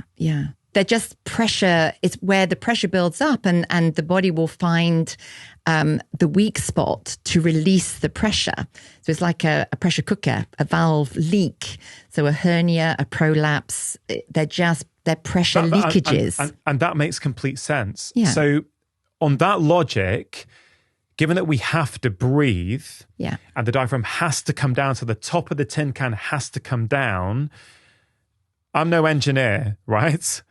But it would seem logical then that the bottom of the tin can would, in harmony, also have to go down. Yeah. Otherwise, the inside is going to get squashed. Yeah. Okay. Exactly so. And then when you exhale, the breathing diaphragm domes up. It just relaxes up on a natural exhale, and it on a forced exhale, it will dome even further up to really squeeze the air out of the lungs. And guess what? The pelvic floor will come up with it. So our tin can, if you like, I imagine it traveling up and down in space. The height of the tin can remains pretty much the same. It moves up and down in space and it gets squeezed by the walls. So that the tin can walls get squeezed where we kind of, it's a bit like a jellyfish. So it's a squeeze from all the way around, an expansion all the way out with the jellyfish, and then a squeeze all the way around the circumference in on the exhale. So for someone who's struggling with stress incontinence, and let's say they've tried Kegel exercises and for whatever reason it hasn't worked, and they're going, well, could there be something else I can try? You would say 110% yes, there is something else you can try. Yes.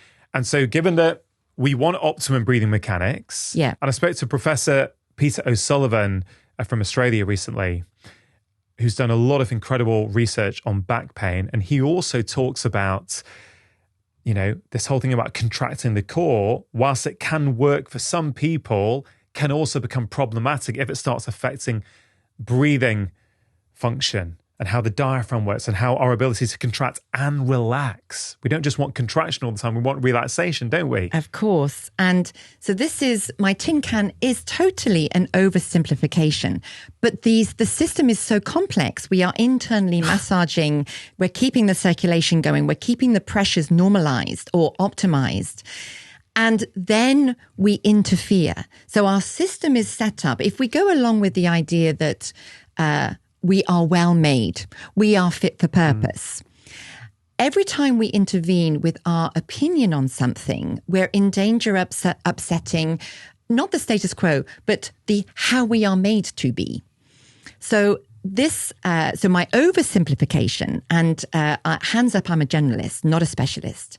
So I see the world that holds their tummy in, that braces, that is forever holding breath, pulling up. Everything is pulling to in. Everything is to do with increasing intra-abdominal pressure. Compressing the tin can. And I worry for the pressure, the tiny little weaknesses within my tin can, and something is going to pop.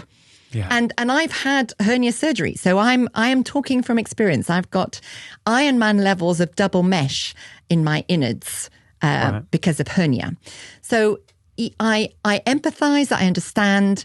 And my husband says for me always, hold your tummy in. No, I will not. I will not hold my tummy in.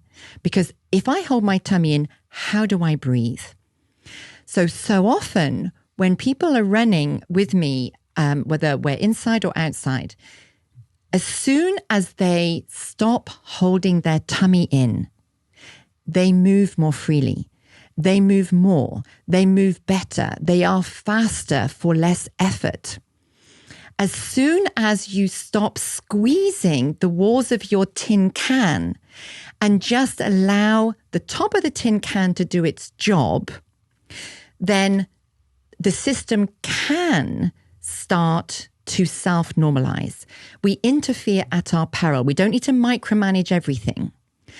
Sometimes we have to go in a little bit deeper and coordinate the movement of the top of the tin can, the breathing diaphragm, with the bottom of the tin can, the pelvic floor diaphragm.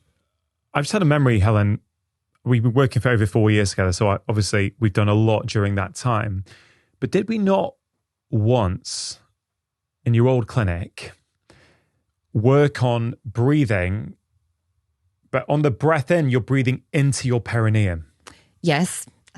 And again, even saying that, I'm aware that people don't want to talk about their perineum, and it's like people would rather avoid this. They don't want to talk about their feet. They don't want to talk about the perineum. But even though they might be sitting on it right now, even listening though to you. You've kind of got to, guys, right? You have to get familiar with different parts of your body and actually learn how to use them if you want to be in good health. Yeah. Right? I so want this conversation to help women who are struggling with stress incontinence. Me right? too. I think we understand the tin can analogy. Okay, great. Right? I think we hopefully understand that you have to have the top of the tin can come down as you breathe in, because you want your diaphragm to come down. That's what it should do. But that also means, look, this was a helpful key for me. I don't know if you found it helpful for people. Well, when you're breathing in, you're focusing on the diaphragm coming down, but you're also focusing on breathing into your perineum. Is that right? Yeah. But without forcing it. Okay. So it's not a doing, it's a letting go. You are allowing the breath to fill you. Just fill you. If you're sitting down, allow the breath, just let go. And for so many people I work with, they cannot. They can't even let go. They cannot let go. Is that because, or is one of the reasons, the fact that so many of us hold our tummies in all the time? Yes, because so Men's Health has a lot to answer for. You mean the front cover images of Men's Health? And our aesthetically driven society, and I am just as susceptible to this as everybody else, but I have just learned it is to my detriment if I'm forever holding my belly in. Far better eat so that I thrive and my belly doesn't need to be held in. So I eat to feel really, really well And when I do that, my belly doesn't bloat and I don't need to hold it in. And I refuse point blank to hold it in because then I can't breathe. Or my breath is with my accessory muscles. So the important thing with the breath is the diaphragm is the primary, or one of the primary breathing muscles. It's a great big, enormous muscle. So in terms of making this really practical for people, Helen, right? If someone's listening and they think, okay, this applies to me, I do hold my tummy in all the time. I have done for many years. I've got stress incontinence. I've tried stuff diligently for years and it's not worked. I want to try broadening my approach out and dealing not just with my pelvic floor, but my abs and my diaphragm together. So in harmony, everything starts to work and move better, right? Could this be as simple as, for 5 minutes a day, practicing deep breaths where you fill your ribs, you feel the diaphragm come down, maybe your belly go out a little bit, although we've got to be careful calling it belly breathing because then people push their belly out and ignore the ribs. Yeah.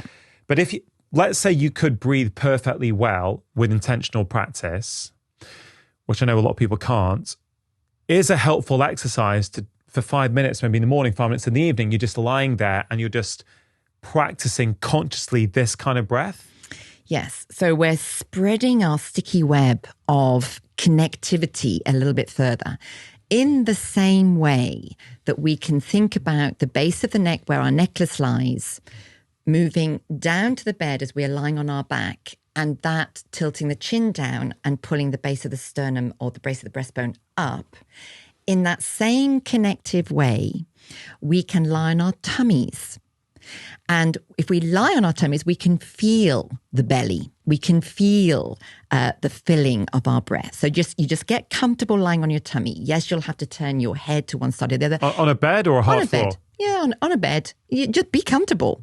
If you're going to be there 5 minutes, definitely be comfortable. So you can just be on a bed. You can have your feet hanging off. There's no rules here. All you're doing is connecting the movement that you want. So if strengthening the pelvic floor maybe it's done something, but it hasn't solved your problem to the extent you want the problem solved. Yeah. It hasn't fully solved the problem. Then investigate further.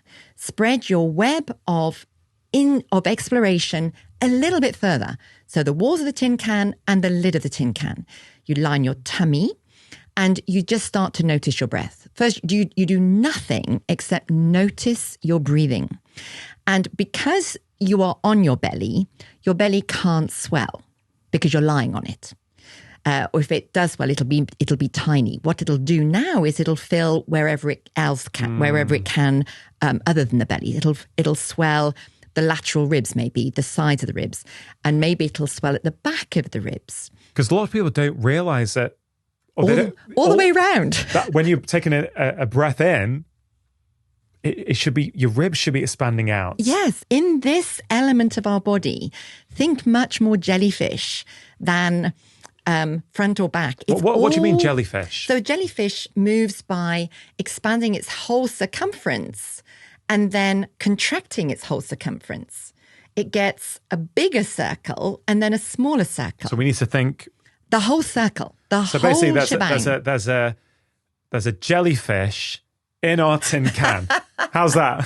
Fantastic. I love it. I love movement. So tin can is a bit static, isn't it? So now we have a jellyfish tin can. So that's perfect. So a flexible tin can. So not tin, like some sort of movable material. Yes. But the jellyfish is inside. Yes. A jelly can. Okay. A jelly can. So you're lying on your tummy. You've started to notice your breath. And when you start to notice that it's lifting you a little bit, your easy breath in is somehow lifting. You can imagine that the back of your body, maybe your bum, maybe the lower back, maybe the base of the ribs is kind of going a couple of millimeters up towards the ceiling. You might not notice that bit, but then maybe you'll realize that you were higher because as you exhale, you seem to sink. You seem to then go back down to the bed. So once you've got that going, you then start to notice, well, what is my pelvic floor doing? So now we know that the diaphragm is doing its thing. If you're breathing in and you're lifting, because then your lungs have got room to swell. So the diaphragm must be going in the right direction. You get the top of the tin can working. Get that working Get the diaphragm first. working first. Okay. And then observe, can you feel the pelvic floor moving? To make sure you're taking action after watching this video, I have created a free breathing guide that's going to help you reduce stress, calm your mind, and boost your energy. In this guide, I share with you 6 really simple breathing practices that work immediately. Even just 1 minute a day will start to make a big difference. To receive your free guide, all you have to do is click on the link in the description box below. Some people are so disconnected from their pelvic floor, they won't even have a clue what you mean by that. No. So then there's several ways of doing it. There's never one way. But you can start to breathe more deeply. Stay in your rhythm. Don't lose the rhythm of the breath, but breathe slightly more deeply. And the bigger movement, you probably, in my experience, you probably start to notice, because your awareness is being sent there, you'll notice what the pelvic floor is doing. And for so many, so I want to say 100% of the people I've suspected a tin can that's getting squished, it's happened. So the diaphragm's coming down, but their pelvic floor is coming up. So then there's the realization, because we've had the chat about the tin can, and then they realize it's happening. They're not doing it. It's happening to them. So then it's just a case of rewiring, connecting the way we want it to, just the same as the head with the neck, with the rib cage. We just start to move in the way we want the brain to rewire itself. And we know it does. So we have all the hope in the world. We just need to do it consistently enough. So most people, well, not most, all I've worked with who have gone, they've got somewhere with the Kegels or nowhere. They are still troubled by the problem. So they are very good at the up of the pelvic floor, the pull up. So, is that what Kegel reinforces? Yes. Yeah. So it's the strengthening. So it's the pulling up, the squeezing, as if you're holding on to a wee. You don't want a wee, you're hanging on to that wee. Which kind of, on the surface, makes sense, doesn't it? Because if people are leaking urine, it's like, yeah, I need to pull it up. It's counterintuitive. They think that they need to pull up, but of course that is in them because it's not solving the problem. It's probably doing something to increase the intra-abdominal pressure. So if they know up, I always work with, well, what does that brain know? What does that body know? If they know up, let's work with that. So we connect the up with the exhale. Everything is going up. Okay, hold on. So we're saying when we inhale, the diaphragm's coming down, the ribs are being expanded as well. Yeah. Okay, on the inhale, and really on the inhale, you also want your pelvic floor going down. But you're saying if they don't know down, but they know up, then do that up, but on the exhale. Yeah. So by virtue of, if you, with your knowing how to pull up, because you've done the Kegel exercises, with that knowing, as you exhale, you pull up, and then you have to let go in order to take the inhale. Now, it doesn't happen straight away. So many people, they struggle to then let go. The exhale is so strong, or the pull up is so strong, the brain doesn't quite know how to let go. But if you keep asking it to, because it's designed to, it will. Yeah. So you just relax and wait for, and you won't even feel it let go.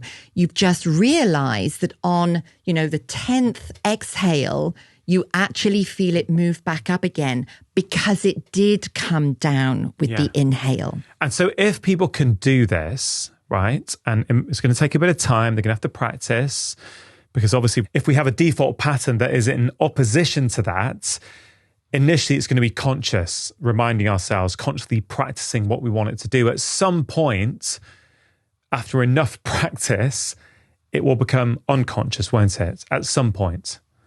Well, in an ideal world, if holding of tummies in wasn't so prevalent, it would probably all happen a lot quicker in that way, yes.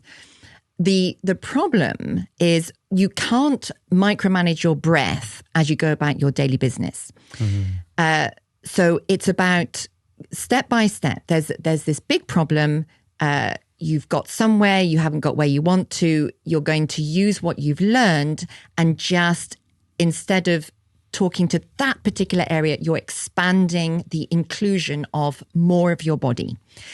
So when you get good at that's lying prone. The next stage is, can you do that seated? Because so often I will start people seated, but they can't do it. They can't let go of their belly even when they're sitting up. So if you change the body's orientation, it seems like it's like a disruption of the norm. So you're doing an exercise lying down on your tummy, which is not the norm. So the brain starts to notice it because there's a disruption. It's different. It's like, oh, that's interesting. So then you go to seated, which is where we spend a lot of our time. Then go, can you do that same breathing practice seated? And then maybe you'll start to feel the weight of your perineum as you breathe in and as it comes down between your legs. And as it then disappears as you breathe out and it goes up. And when people practice this and get it, and also try and rid themselves of the habit of holding their tummy in, which is a difficult habit to rid people of. But as soon as you become aware, you continually, oh, I've done it again. Yeah. Oh, I've done it again. Yeah. And that with anything when it comes to change is not failure, it's progress. It is. It's massive progress. Because as soon as you're aware, you let it go. It's the beginning of great things starting to happen. And so once you've gone from prone to seated, then we are talking about movement. So, and this is covered in my book in level 2. Yeah. So the book's called Even With Your Shoes On. Yeah. In level 2, we talk about tracking width and the importance of tracking width. So that's when you're walking or running, how far are your feet apart from each other? Yeah. And because I felt the world might not be ready for me to talk about stress incontinence in a finding efficiency in your movement, I didn't mention stress incontinence per se, but I talk about hanging on to a non-urgent wee. I even talk about the stories of me coaching just outside the London Eye, yelling as we're running along, pull up on your scrotums. And so because we were doing exercises and I had to find out from the chaps, well, what does that feel like for a girl? Pulling up on our pelvic floor, we all know how to do it. But what does it feel like for a bloke? Because I didn't know what it felt like for a bloke. And so we described it all. And then somebody come up, it feels like I'm pulling up on my scrotum. And you think, okay, great. Thanks for that. So there it is for the chaps. So in the book, I talk about tracking width, which is our ability to effortlessly weight shift from one side to the other. If you are on a too narrow tracking width, so there's not enough space between your foot landing, this is the realm of IT band issues, which was another question. This is the realm of knee issues, ankle sprains, outside foot issues, stress fractures of the fifth metatarsal, the long foot bone leading to the pinky, hip issues, often lower back issues. Because if you like, your pelvis is the top part of the V, and your feet are landing effectively at the pointy end of the V, which is putting huge strain on the outside of the lower limb, all the way from the outside of the foot, through the ankle, through the knee to the hip, into the back. And it is the realm of, remember we started with the anatomy of the pelvic diaphragm. It's got a front, back, and a left, right. So in order for our pelvic floor to have its innate strength, the legs, the foot lands in this Goldilocks place. Where is it? It is the place where you access the full breadth of your foot as you roll through it. Yeah. So for everybody, it is that sweet spot. What do you need to do? Where does your foot need to be to access the full breadth of your forefoot as you roll through it. And when that happens, you will find, to briefly describe level 2 in the book, you're running along with your tightrope running action with feet closer together than is ideal. And you will be able to pull a long way with your pelvic floor. You'll be able to pull it up because it's not actually doing much. When your feet are underneath your hips, and we're not getting a laser beam out here, we're not getting a plumb line. It's just an organization of the system. The left foot is on the left side, the right foot is on the right side. And that gives innate tension to that side of the pelvic floor. And then the other side of the pelvic floor. So your tracking width when you move also helps you with that whole central tin can unit, and also helps you with the innate strength of the pelvic floor. Yes. So it helps improve stress incontinence. It is a very good way of finding out if there's any other influence. So because it's not just holding your breath, the function of the pelvic floor, one of the functions, its critical function is in assisting you getting from one side stably, the pelvic stabilization, and the information from one leg to the other through the middle. So as you walk, and we started off the conversation about how important walking is, in order to transfer our weight from one side to the other, it has to go through the pelvic floor, right? Yes. And again, just zooming out for a minute, we isolate individual parts of the body, often to our detriment, without realizing how they're all connected. But we also can say things like, oh, the pelvic floor is to do with holding your wee in, right? Yes. Which may be one of its roles. It is one of the roles. But it does other things as well. And if you get the whole pelvic floor moving efficiently, also through movement, it's going to help that entire tin can, and so potentially could be contributing to an improvement in your symptoms. Yes. And what is extraordinary is the person walking might have what looks like an ideal tracking width, space between their feet, and Doris will measure it. And then when they're running, they bizarrely go into one foot in front of the other, a very narrow tracking width. And for me, that's a spatial organization of the brain. The brain, and so they'll fold their arms a lot, they'll cross their legs a lot. He says, unfolding his arms. Their posture, they will want to hold one side to the other with their folded arms. To hug, I read it as hugging the midline. They're not defensive. It's not a defensive posture. They are hugging the midline that they don't quite know. So if I see a broad static stance and arms crossed, I think, oh, okay, I bet you that they will run with a narrow tracking width. And they walk beautifully. In this instance, they're walking beautifully and they've got an ideal tracking width. And then when they run, because the brain has no clear perception on left and right spatially. So you might cognitively understand left and right. You don't have to do the L with the left hand to know that that's your left. You know left and right in your brain. But your brain map, the spatial map of the brain, doesn't have clarity on left and right. So what it does have clarity on is the midline, because we have to have a middle. Before anything, we have a middle. So it will hug the middle. Statically, it hugs the middle by crossing arms. When you're airborne, it seems to hug the middle by bringing the feet close together. So then we do the work to encourage the brain to understand clarity on left and right. We might even then have a cue, which often works really well, where the person thinks left is left, right is right. So as they're running, left is left, right is right. So even that thought, and it becomes left, right. So a bit like when I was in the Air Force, left, left, left, right, left. And they don't have to think too much, but their foot just lands in this space. And it feels mad. It feels when I go, oh, that looks great. And they can feel the full breadth of their forefoot. I felt it, Helen. We've been out so many times, and, you know, it's amazing. It's like as you say, it circles back round. You improve it, then you work on other things, then you have to revisit it again a little bit later, maybe a year later. Yeah. But again, highlighting awareness, once you become aware, you start to self-correct as well. Because, you know, when we've done it, I've gone really narrow and I've gone really wide, and it feels all wobbly and unstable. And then you come in a bit and you're like, oh, that feels good.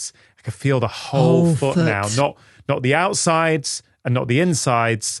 I can feel the whole foot. And then, you know, in the past, I've had pains that we were working on, and they all went when I got the right tracking width. Yeah, for you. For me. And critically, if in the walking gait, the tracking width looks natural, if there's just a look, you just think, well, that looks great. That just looks like the leg is pretty vertical. It's not leaning in, it's not leaning out as you walk. When they go to that tracking width running, and it feels good, even though it feels mad at the time, it measures the exact same measurement as walking. So I've seen people go from their space between their feet measurably on Doris is 10 centimeters when they're walking, 1 centimeter when they're running. 1 centimeter. They are literally 1 foot in front of the other.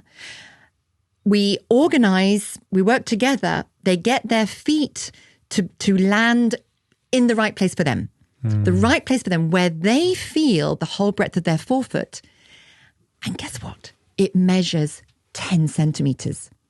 Wow. The same, exact same as walking. Walking, it felt nothing. They didn't notice where their feet were. It was innate. As soon as they were airborne, they had no idea they were tightrope running. And it felt mad to have the exact same tracking width running as walking. But that was their innate positioning. It just blows my head every time. Just is amazing. So just to finish off stress incontinence then, okay.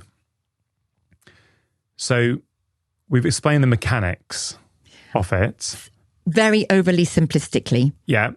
But hopefully people have got at least the overarching idea of pressure and tin cans and the roof and the floor and the surroundings, and this idea that you want that tin can really to have the same length and same volume as you breathe in and out, which means when you breathe in, your diaphragm comes down, your pelvic floor also should go down. When you breathe out, your diaphragm comes up and your pelvic floor should also come up. So that depth, that sort of height of the tin can kind of stays the same. And the squeeze comes from the abdominals. Yeah. So the volume changes with the abdominal squeeze, but we don't want it to be permanent. Yeah. And we're acknowledging that we are oversimplifying this. Massively. In the spirit of trying to help people understand what's going on so that they can actually do something about it. Yes. Right? So I think it's important to say that.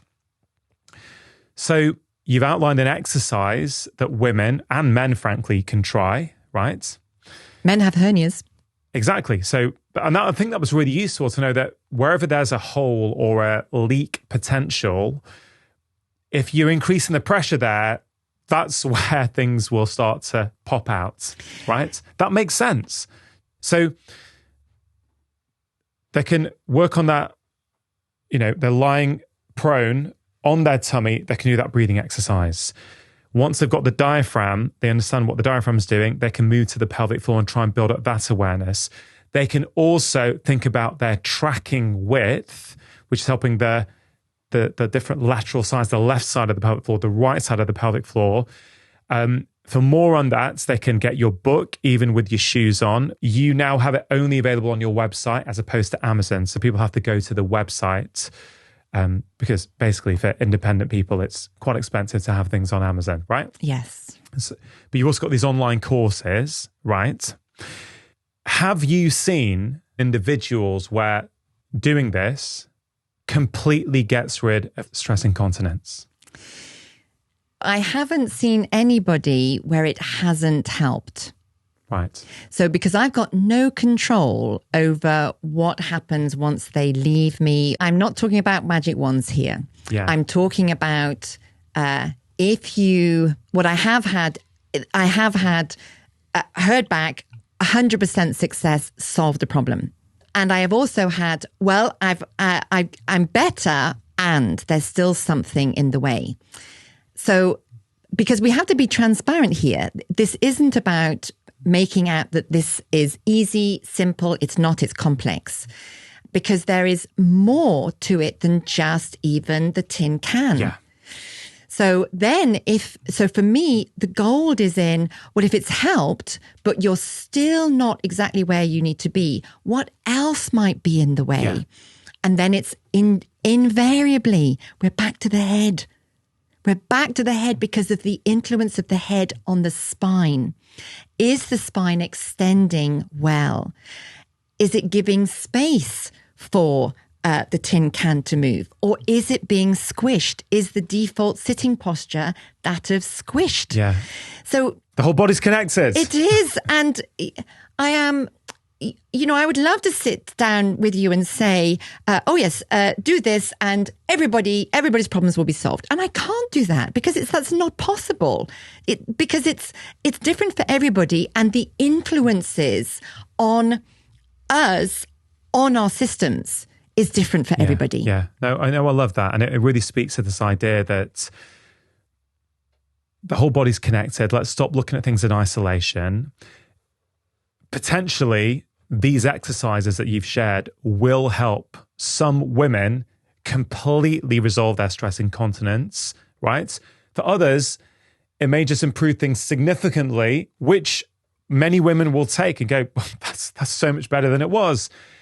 And if it helps a little bit, but it's not fully, it doesn't mean it wasn't worth doing. It means it's still great, because getting the tin can working better ain't just helping the pelvic floor, right? And stress incontinence is helping your movement. Exactly. It's helping your breathing, which, if you've heard any of my other podcasts on breathing, will help your stress, your anxiety, the way you interact with the world, your fitness, your endurance, all kinds of things, right? So it's not that this is just a stress incontinence exercise. Yeah.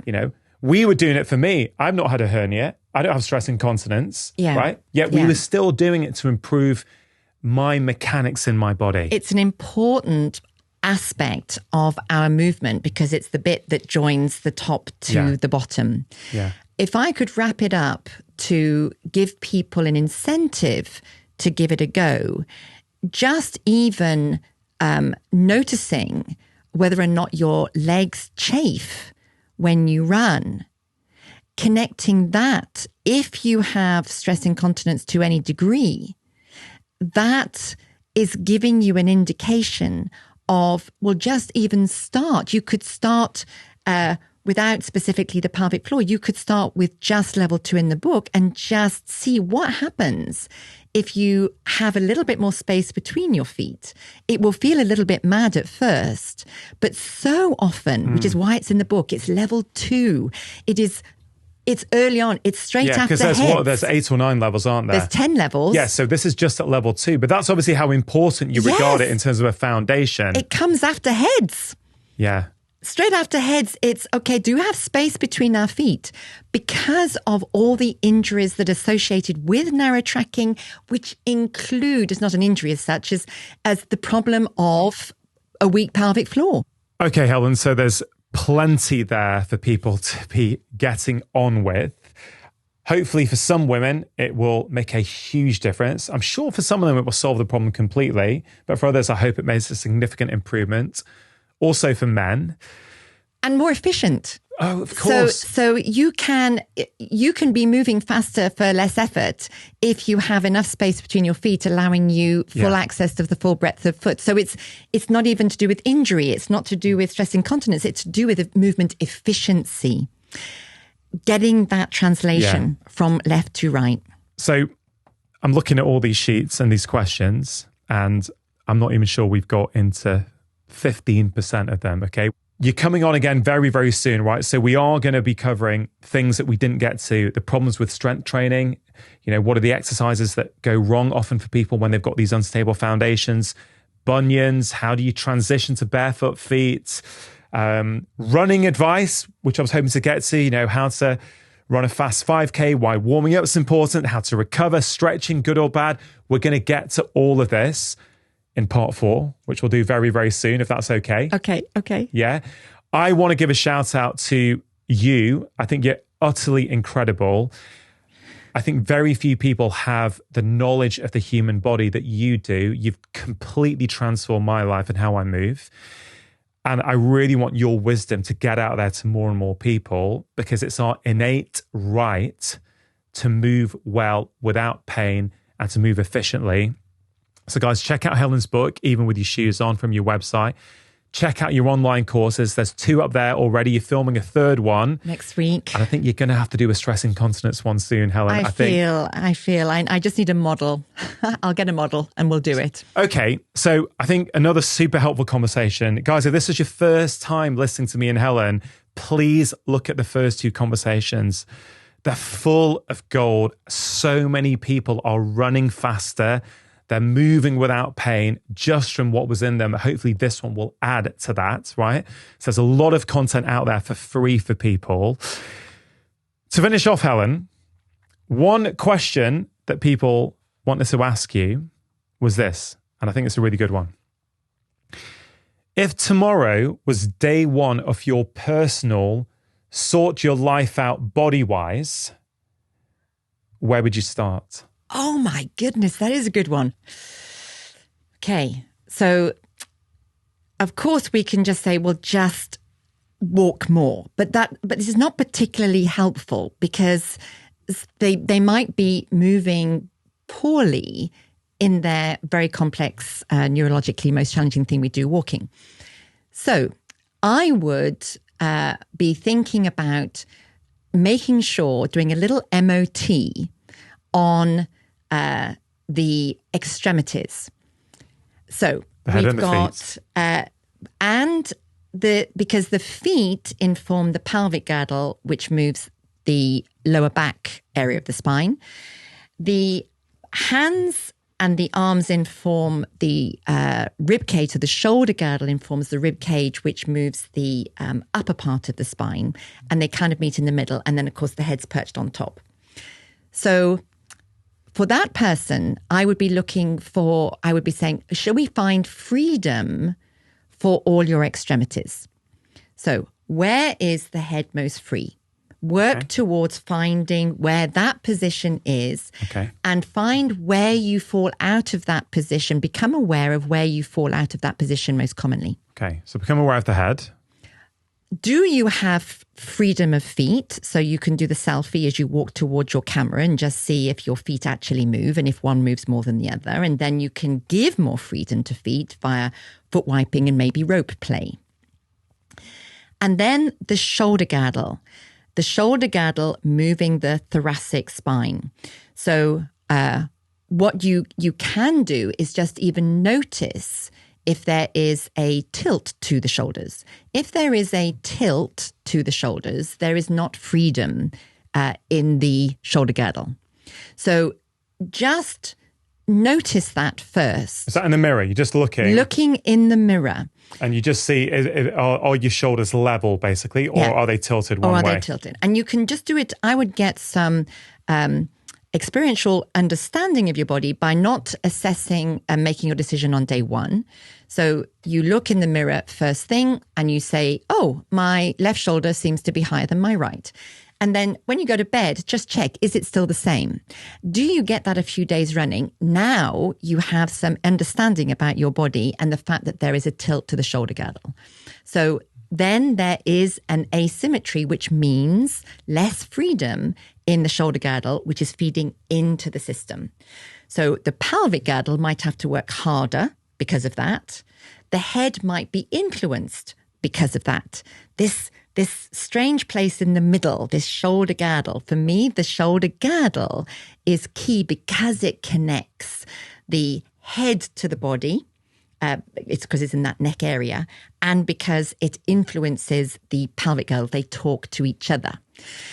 So once you have established, so if they're level and you do a rotation, one shoulder forward, one shoulder back, and it feels the same in both directions, then you will just gain with more and more movement, more and more head awareness, more and more feet work. You'll just gain. You should see that translate into the shoulder girdle. If there's an asymmetry, let's do something helpful for the asymmetry. see if the improved head position changes the shoulder girdle line, so the line of your shoulders. So very often, a tilted shoulder girdle is merely where you just got stuck with the forward head position, because rarely do I see forward heads end up forward perfectly in the middle. Yeah. Rarely. So really, this day one of their movement journey is all about awareness. Yes. Yeah? Yes. Just checking in to the very beginning, and then topping and tailing and seeing what happens in the middle between the topping and tailing. Yeah. And then maybe if there is a time next time, we can do a little bit more about how to assist the shoulder girdle. We definitely will. And for people who want to learn more, of course, there's your website, but also check out Helen's Instagram.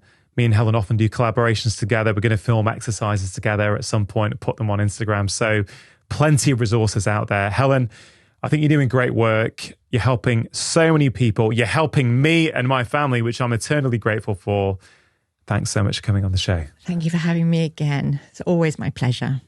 If you enjoyed that conversation, then I think you are really going to enjoy this one. Genes only contribute to 20% of the aging process.